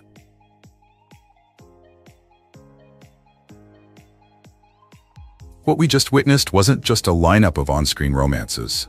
It was a reminder, quiet, powerful, and beautifully real, that queer love exists everywhere, even in the heart of Korean drama. These 10 couples gave us more than kisses and cliffhangers. They gave us softness in a world that often demands silence. They showed us how two men can fall in love, gently, bravely, without apology. And in a culture still learning to embrace LGBTQ+ stories, that matters. Because love, real love, doesn't need a spotlight. It creates its own. We don't just talk about queer love, we celebrate it, one story at a time. Dive into our other videos for more unforgettable love stories. Drop a comment, hit like, and show your support for queer visibility in Asian drama. Love is love. And we're just getting started. In 2025, love in Asia wasn't whispered. It was loud, proud, and impossible to ignore. From viral proposals to electric glances that launched fandoms, these 9 queer couples didn't just find love. They changed the game. These are the stories of passion, courage, and connection that lit up a continent. Real love, bold love, queer love, only on Rainbow Vibes. Let's begin. Tulpacorn and Musabasit, the spark that started it all. Before the scripts, before the stardom, Tul and Mew already had something electric. It wasn't rehearsed, it wasn't framed, it was real.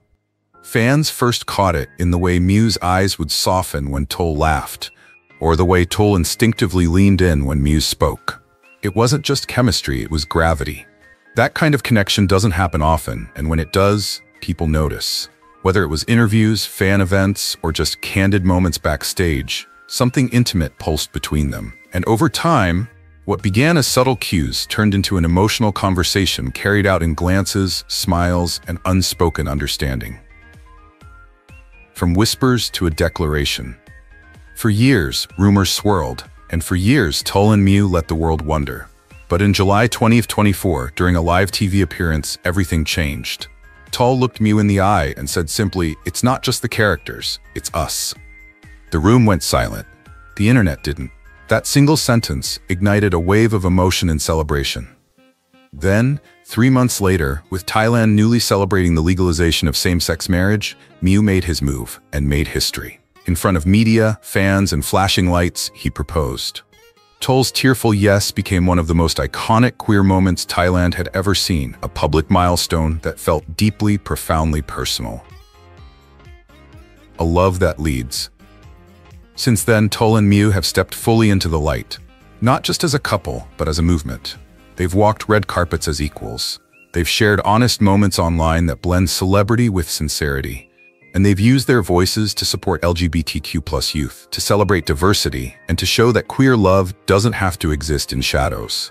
What sets them apart is their balance. Soft and strong, playful and political, personal and public.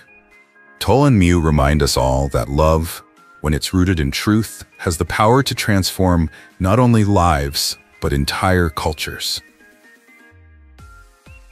Wang Yibo and Xiaozhan. A glance that shook a fandom. It wasn't meant to happen, at least not like this. When Wang Yibo and Xiaozhan were cast in The Untamed, few could have predicted what their pairing would become. But somewhere between the rehearsals and the camera takes, something unscripted began to glow. It was in the way Xiaozhan looked at Yibo when he wasn't speaking, or how Yibo seemed to soften just slightly in his presence. Fans saw it, felt it, and named it chemistry. But more than that, it was connection. Quiet, intense, and entirely magnetic. That spark turned into a phenomenon, and just like that, the Yizhan fandom was born. Silence as a statement. What followed was a media storm. Fan edits, theories, rumors, but never confirmation. Yibo and Xiaozhan stayed quiet, and that silence became its own language. No denials, no explanations. Just the occasional matching accessories, subtle lyrics, cryptic posts, puzzle pieces the fans clung to. But in a country where queer visibility walks a dangerous tightrope, even silence was defiance. When censorship campaigns rose in 2020, when fan accounts were suspended, when advertisers pulled away, They didn't fold. They didn't speak. They simply stood their ground, letting the energy between them speak louder than any press release ever could. A legacy without labels. Whether or not Wang Yibo and Xiaozhan were or are in love may never be known. But what is undeniable is the impact of their bond. They gave queer viewers across Asia something rare: the permission to imagine, to hope, and to feel seen through intimacy that didn't need to be sexualized or confirmed. Their legacy isn't built on a statement, it's built on presence. And that presence, filled with possibility and tenderness, made the invisible visible. In a world where even glances can spark rebellion, Yibo and Xiaozhan became something more than actors. They became icons of what queer connection could look like when left undefined, unbroken, and beautifully real. Joel Kim Booster and John Michael Sudsina. When chaos meets calm, Joel Kim Booster never imagined his love story would be quiet. He was loud, he was fast, he was everywhere. A queer Korean-American comic force rewriting Hollywood rules. But love? Love had always been a bit of a punchline. Then came John Michael. Not an actor, not in the spotlight, just someone real, gentle, present. They met through friends, a casual gathering that turned into long walks, shared playlists, and comfort Joel hadn't known he was missing. It was less of a firework, more of a flame, steady, warm, and finally safe. A proposal rooted in heritage. By 2024, their relationship had deepened. Slow mornings, chaotic dinners, and a rhythm they made their own. On a trip to Jeju Island, South Korea, something shifted. Under gray skies and ancestral winds, Joel knelt on one knee. No camera crew, no press, just a ring, a shaky laugh, and a yes. The moment, though private, carried generations. A queer Korean-American proposing to the man he loved on the land that once rejected boys like him. It was quiet resistance and powerful healing. Redefining queer domesticity. Since then, Joel and John Michael have remained beautifully ordinary, sharing meals, traveling with their dog, talking about starting a family. No drama, no spectacle, just love lived honestly. In a culture obsessed with noise, they've chosen gentleness, and in doing so have become an emblem of queer domesticity. Their story doesn't shout, it breathes. And for viewers longing to see queer love that doesn't burn out but lasts, they found it here.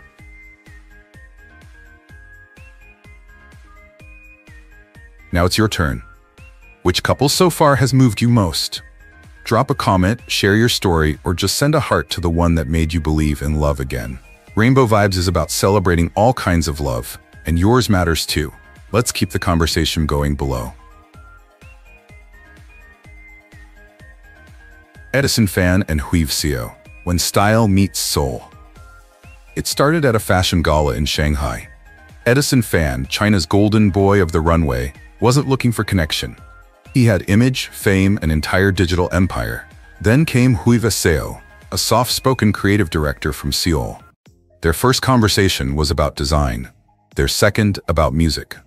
By the third, Edison had already booked a ticket to Seoul, and just like that, the performer met his pause.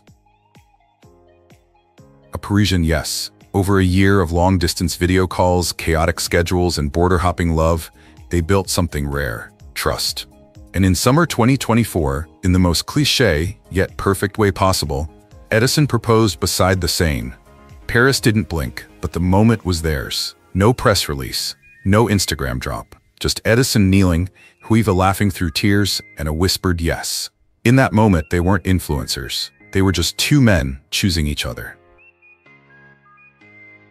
Elegance in privacy. They've never courted headlines. Instead, they post when they want to.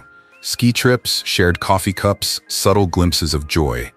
Edison calls Huive his anchor. Huive says Edison is the storm worth weathering.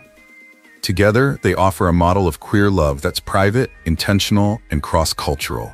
Love that doesn't beg to be seen but glows from within. It's the kind of intimacy that doesn't require a stage, just a shared life well lived.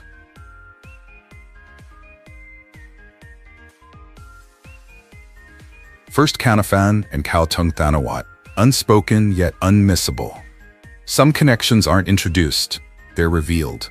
That's what happened with First and Kaotung. Cast in another Thai BL series, expectations were low until the screen lit up. Their chemistry wasn't forced, it unfolded. First would glance at Kaltung like he was the only person in the room. Kaltung's laugh, so open and full, only came alive around first. There were no declarations, just moments, and millions noticed. The beauty of restraint off-screen, they stayed quiet, but their bodies spoke. A lingering touch, a knowing smile. Fans combed through behind-the-scenes footage like it was gospel. Matching bracelets, synchronized interviews, the way first always seemed to know what Kaltung needed before he said a word. They gave us no label, but so much feeling. And in doing so, they honored a kind of queer connection that resists definition. One that doesn't need to be explained to be real. Intimacy without answers. As of early 2025, they remain silent about what they are. But in that silence lives something sacred. For many queer viewers, especially those navigating cultures where love must remain hidden, their bond is a lifeline. First and Kaltung have created a space where intimacy doesn't require explanation, where love, even unspoken, is still seen, and sometimes that's more than enough. Zeeprook and Nunu Chawaran, a love that leapt off screen. Some stories begin with sparks, theirs began with a wildfire. From the moment Zeeprook and Nunu Chawaran appeared in Cutie Pie, fans didn't just fall for the characters, they fell for the connection behind them. Z, intense and magnetic, had a way of grounding Nunu, whose every smile lit up a room. Their chemistry wasn't just believable, it was breathtaking. Scenes that should have been sweet turned intimate. Lines that were scripted felt personal. And even after the cameras stopped, the electricity lingered. Owning the truth. For a while they danced around the speculation. Subtle clues, joint live streams, heartfelt dedications during fan meetings. But in July 2024, Z made it official. In an interview that had the fandom holding its breath, he smiled and said, "Yes, we're together." Just like that, the rumors turned into recognition. Fans didn't just celebrate, they rejoiced. The industry took notice too. Together, they starred in campaigns, graced magazine covers, and appeared hand-in-hand at award shows. But it wasn't just the visibility, it was the ease, the joy, the sense of belonging they radiated. Romance without apology. What sets Z and Nunu apart is how they embrace their love so publicly and so playfully. They laugh together, tease each other, post dance videos and sleepy selfies. In a world where queer love is often filtered, theirs feels delightfully unfiltered. They've made space for LGBTQ+ joy in the mainstream, without losing themselves. And in doing so, they've become more than a couple.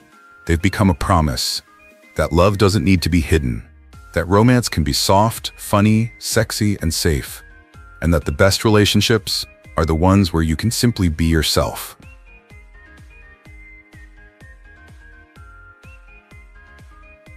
Gemini Norwit and Fourth Natawat, built over time. Not every love story explodes. Some settle in slowly, like a sunrise you don't notice until the sky is glowing.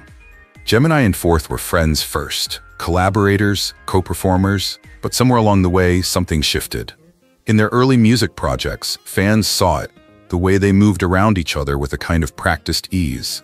Gemini's calm anchored Fourth's wild joy. Fourth brought out a sparkle in Gemini that interviews never quite captured. And through shared stages, long rehearsals, and quiet car rides, something deeper took root. The quiet confirmation. For years they said nothing, but gave everything. Backstage footage showed Fourth resting his head on Gemini's shoulder. Fans noted matching jewelry, trip photos that lined up. Whispers turned to theories, theories to conviction. But it wasn't until April 20th, 2025 that the truth came out. In a casual, heartfelt live stream, they said it plainly. We've been together since 2020. No dramatic music, no PR script, just truth, steady and tender. It wasn't a reveal, it was a release, the kind that makes you breathe out and smile. Harmonizing love. What makes their love special isn't just its longevity, it's the way it's been nurtured. Through music, through acting, through shared dreams. They speak in we, not I. They choose projects that let them be together. And even as their fame grows, they've stayed grounded in the life they built in private. For queer youth looking for models of gentle, enduring love, Gemini and Fourth are a beacon. Their story says, you don't have to rush, You just have to show up for each other, again and again. Let's hear from you again. Out of these 7 incredible couples, whose journey felt the most personal to you? Which story left a mark? Tell us below, and let's keep making space for all kinds of love on Rainbow Vibes. V. Skanda and Ian Perez. Lights, laughter, love. When Vice Ganda entered a room, you knew. Sequins, sass, and a personality that never apologized. A Filipino icon in every sense, Vice had lived publicly for decades, except when it came to love. And then in 2019, he met Ian Perez. A former pageant winner turned show host, Ian was Vice's opposite. Calm, reserved, quietly confident. Their chemistry was immediate and undeniable. Audiences saw it in playful banter, lingering looks, and moments of quiet affection amidst the noise of television. And for once, Vice wasn't just performing. He was feeling. Choosing each other loudly. When they made it official, they didn't hold back. From red carpet kisses to anniversary shout-outs, Vice and Ian showed what open queer love could look like in Filipino media. Their love didn't hide behind euphemisms. It danced under spotlights, laughed on live broadcasts, and hugged in front of millions. In 2021, they took that love to Las Vegas and made it forever. A wedding away from the noise but rich with meaning. Not for headlines, for themselves. Living the dream together. Since then, they've continued to share their joy, their home, and their journey with fans who see themselves in the relationship. They aren't just breaking barriers, they're showing what life looks like after the breakthrough. Domestic, devoted, and still dancing. For LGBTQ+ Filipinos especially, their love is more than inspiring, it's liberating. It tells queer viewers that you can live boldly, love publicly, and still find peace. Both Nutapong and New Year Kitihuat. A decade of dreams. Their story began when most queer stories were still whispered. In 2012, both and New Year met at Chulalongkorn University. What started as friendship turned into something stronger, a bond that carried them through early adulthood, through viral content, through fame. For over a decade, they weren't just a couple, they were a brand. Their creativity, warmth, and humor made them one of Thailand's most beloved queer duos. And in June 2024, after same-sex marriage was legalized, both proposed again, this time with the law on their side. The break that broke the internet. Then came February 2025. In a raw, vulnerable post, New Year revealed they had quietly split months earlier. He had broken a promise. He took full responsibility. No drama, just truth. But the internet isn't always kind to endings. Days later, New Year was seen with a new partner in London. The same city where both had proposed. The tag, the timing, the hurt. Fans felt betrayed, not because the love ended, but because it ended like that. The legacy that remains still, what they built, remains powerful. For 12 years, they showed the world what queer love could look like. Creative, lasting, inspiring. Their split doesn't erase their impact, it deepens it. They reminded us that queer love is real, messy, and meaningful. That some chapters end, and that's okay, because the point was never perfection. It was honesty. And through that honesty, they carved out space for others to live and love more freely.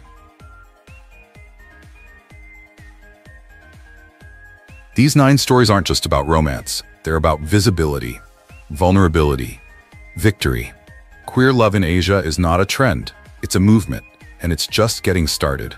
If one of these couples made you smile, cry, or believe a little harder in love, share this video.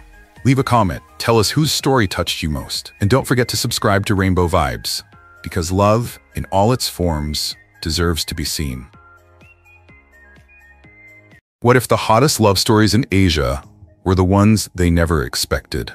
From stolen glances on set to public declarations that broke the internet, these 10 gay couples have redefined romance across Asia in 2025.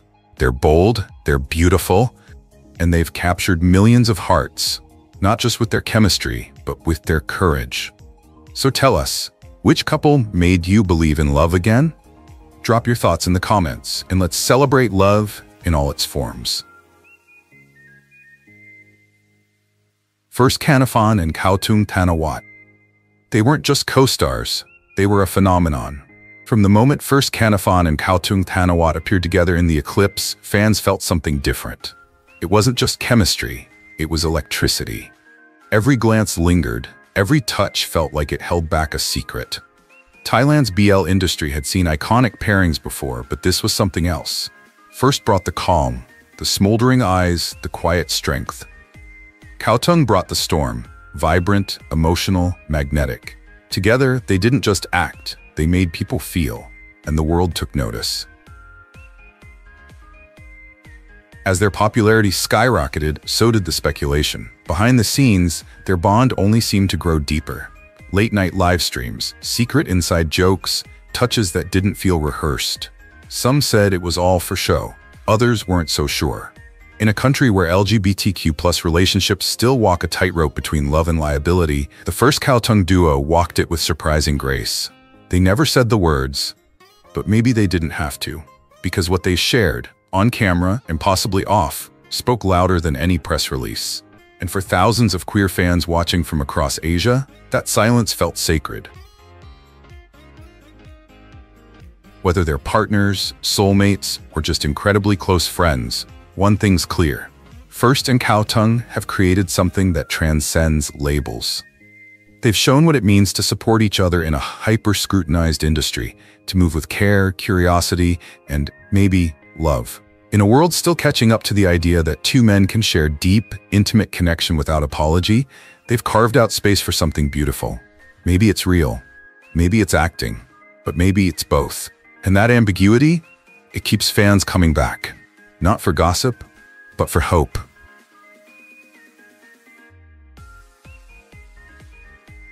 Earth Pirapat and Mix Sahafap. What if the love that shook the fandom wasn't just scripted? When A Tale of a Thousand Stars aired in 2021, something clicked. Not just between the characters, but between the two men behind them. Earth Pirapat, thoughtful, poised, with eyes that carried gravity. Mix Sahafap, bright, intuitive, and emotionally raw. Together, they didn't just act, they resonated. Their chemistry didn't feel rehearsed, it felt real. And fans, millions of them, felt it too. Every glance, every smile, every unscripted touch sparked a firestorm of shipping. But also questions. Could this be more than performance? Behind the scenes, they didn't rush to explain. Instead, they leaned into something deeper. A bond that blurred the line between on-screen fantasy and off-screen loyalty. They traveled together, posted cryptic photos, called each other by nicknames only best friends or something more would use. While the world tried to label it, Earth and Mix kept things fluid, open, safe. And for the LGBTQ+ community watching, that ambiguity, it was powerful. It gave space for interpretation, for visibility, and for hope, in a region where queer love stories are still often silenced. Fast forward to 2025, they're still standing side by side, still teasing, still protecting whatever it is they've built. Whether it's love, deep friendship, or something in between. One thing is clear, their connection is real. And sometimes that's more revolutionary than a label.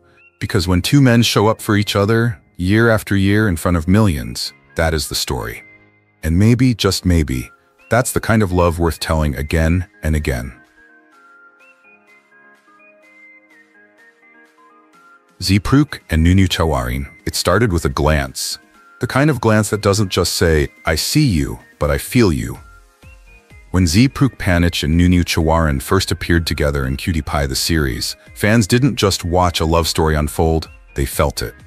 Z with his calm, protective energy, and Nunu with his wide-eyed vulnerability and disarming smile weren't just acting. Their chemistry was magnetic, unscripted.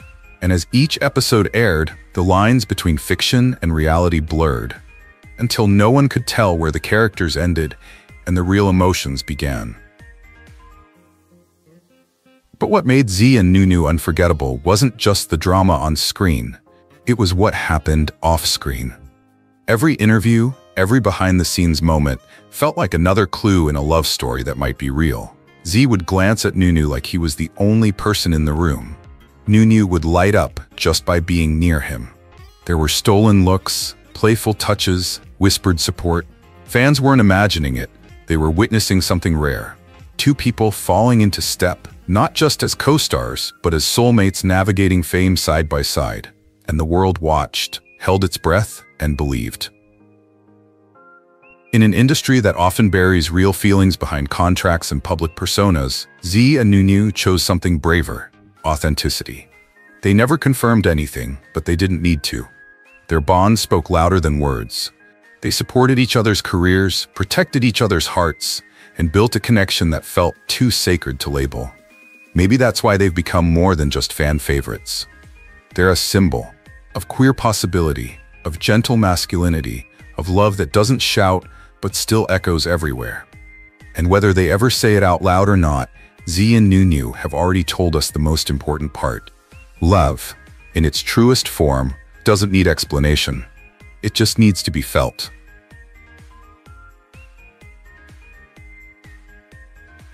Sweetest and untold. In the glittering world of Thai entertainment, few names shine brighter than Sweetest and untold. Mew, the multi-talented heartthrob, known for his soulful music and sharp intellect. Tool, the charismatic actor with a gentle smile and a heart that seemed to carry more than he ever said out loud. Their paths weren't supposed to cross.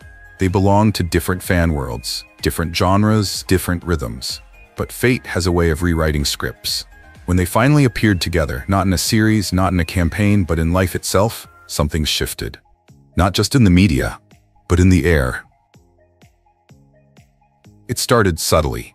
A shared glance at an awards show, a photo that felt a little too intimate to be just friends. Mew, usually reserved, composed, looked different when Tall was around. Softer, safer. And Tall, he lit up like someone finally felt seen. Fans speculated, of course, that's what fans do. But this wasn't just shipping. This was real chemistry that refused to hide behind polite interviews or carefully worded denials. Behind the smiles and silence, there were weekends spent away from the spotlight, birthdays quietly celebrated, and a kind of tenderness that can't be faked, no matter how good the acting. They've never confirmed anything, and maybe they never will. But maybe they don't need to. Because sometimes, the most powerful stories are the ones you feel, not the ones you're told. In a country where queer love still walks a delicate line, Mew and Toll gave people something rare. Hope. Hope that love doesn't always need to shout. Sometimes it just needs to exist. And whether they're soulmates, collaborators, or simply kindred spirits who found each other in the chaos of fame, one thing is clear. Together, they created a story that matters, not because it's perfect, but because it's possible. Quintus and Kenny. It didn't start with fireworks. No love at first sight moment. No grand confession under the stars. Quintus met Kenny the way real stories often begin. Casually, unexpectedly, and a little awkwardly. They were thrown together at a charity event, both volunteers, both late, both trying to avoid small talk. Quintus quiet but observant. Kenny bright-eyed with a laugh that filled the room. They didn't plan to connect, but somehow, they did. A shared task became a shared meal. A meal became a conversation. And somewhere between picking up boxes and cleaning tables, something soft began to form.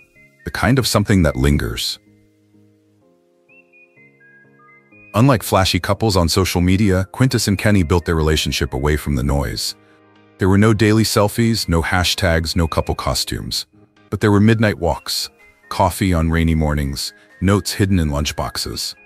Kenny once said, "We're not loud, but we're real." And real they were. Through job changes, health scares, and family drama, they stayed. Not perfectly, but intentionally. They weren't chasing romance, they were growing roots. And every time the world tried to pull them apart, they found their way back. Stronger, quieter, but somehow more in love. After years of quiet loyalty, the loudest thing they ever did was say yes. In a small garden behind their first apartment, surrounded by friends who'd become family, Quintus got down on one knee. Not because the world needed to see it, but because Kenny deserved to hear it. "You're my home," he said. No filter, no stage, just truth. And when Kenny said yes, it wasn't a surprise, it was a promise. A promise that what they had was rare, unshakable, and deeply theirs. Because some love stories aren't meant to be shouted, they're meant to be lived.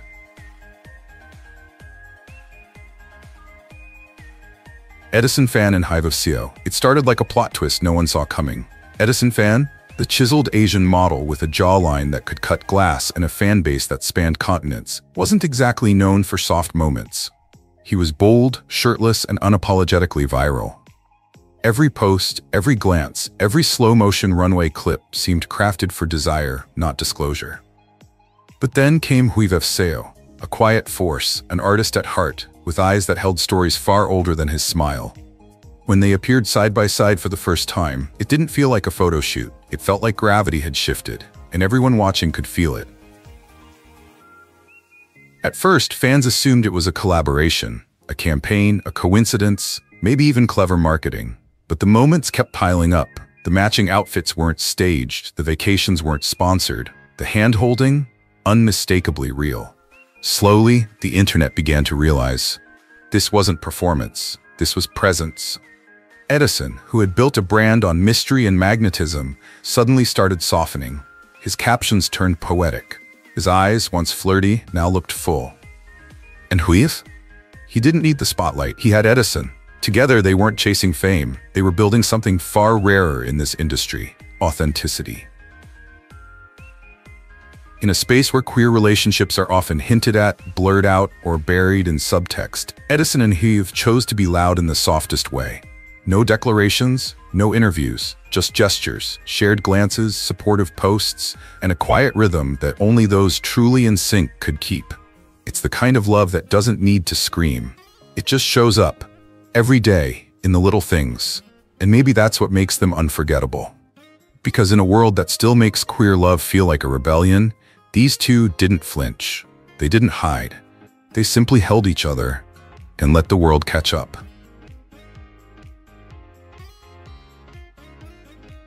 Denny Han and Xiaohui Chang. In a city where appearances meant everything and whispers moved faster than the wind, Denny Han and Xiaohui never set out to become a love story. Denny was the quiet type, reserved, deliberate, a man of few words but deep emotions. Xiaohui, by contrast, was light, talkative, full of impulsive charm and a kind of youthful joy that softened even the hardest edges. They met by accident, a mutual friend's party, too much wine, and one conversation that refused to end. At first, no one noticed, and that was exactly how they liked it. Because in their world, two men falling in love wasn't the fairy tale. It was the rumor. For years, they loved each other in the margins. Late-night walks in quiet alleys, whispered I love yous behind closed doors. They built a life in the shadows, safe, quiet, and real. Friends began to suspect, fans speculated, but Denny and Xiaohui never rushed to explain. They didn't owe the world anything except their truth. What held them together wasn't passion or fame, it was the silent promise that they would choose each other. Again and again, even when no one was watching. While others lived loudly and burned out fast, these two men chose longevity, the kind that only comes from shared struggle, deep respect, and unconditional trust. And then one day, they stopped hiding. They stepped out into the world hand in hand, not with a press release, but with quiet confidence. The kind of love that doesn't need to be shouted to be real. They moved in together, built a home, adopted a dog, and finally, after years of silence, they said yes in front of family and friends. Their wedding wasn't a spectacle. It was a promise fulfilled. A dream that once felt impossible, now written in gold rings and soft vows. In the end, Denny Han and Xiaohui didn't just survive the pressure. They outloved it. Theirs wasn't a fairy tale. It was something better. It was real, and it was forever.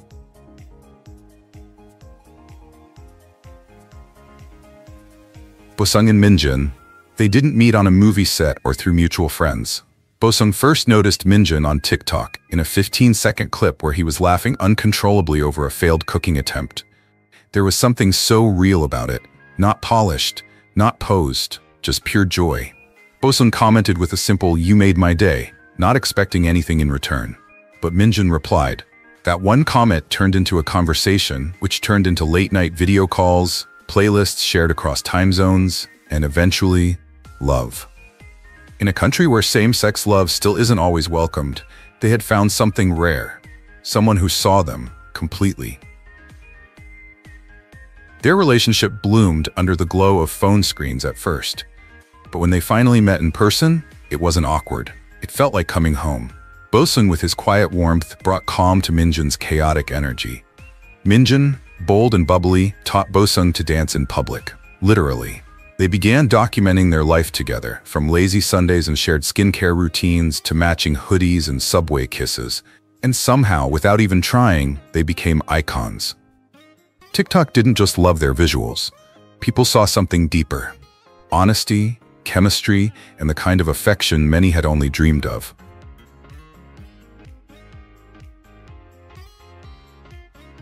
But they're not just another internet-famous couple. They're a symbol of possibility. In every video where Minjun teases Bosung with exaggerated baby talk, or when Bosung surprises him with coffee after a long day, they're rewriting the rules. They're showing young queer kids in Korea and far beyond that love doesn't have to hide.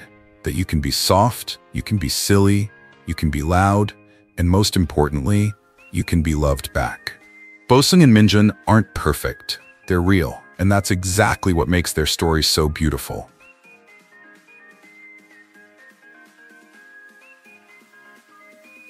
Junsung and Songho. In the heart of Seoul's fast-moving streets and louder expectations, two quiet souls collided. Junsung, a rising fashion photographer, lived behind the lens, capturing beauty but never daring to stand in it. Songho, a graphic designer with a gentle laugh and a guarded heart, had spent most of his life blending in. Neither of them were looking for love, especially not the kind that could unravel everything they thought they knew about themselves. But one late-night project, one shared coffee, and one accidental touch changed everything. It wasn't dramatic, it wasn't even planned, but it was real. For years, their love unfolded like a soft focus film. Quiet dinners, inside jokes, secret vacations to places where they could hold hands without fear. To the outside world, they were just good friends, creative partners who happened to live in the same apartment and show up to every event together. But behind the smiles and polite deflections was a love story that ran deep. A love story that had no script, no approval, no permission, but still it bloomed. Junsung once told a friend, "Loving Songho is the one thing in my life I never had to fake." In a culture where silence often means survival, their honesty with each other became their quiet rebellion. They never posted a big coming-out video, no dramatic announcements. Just one day, a simple photo.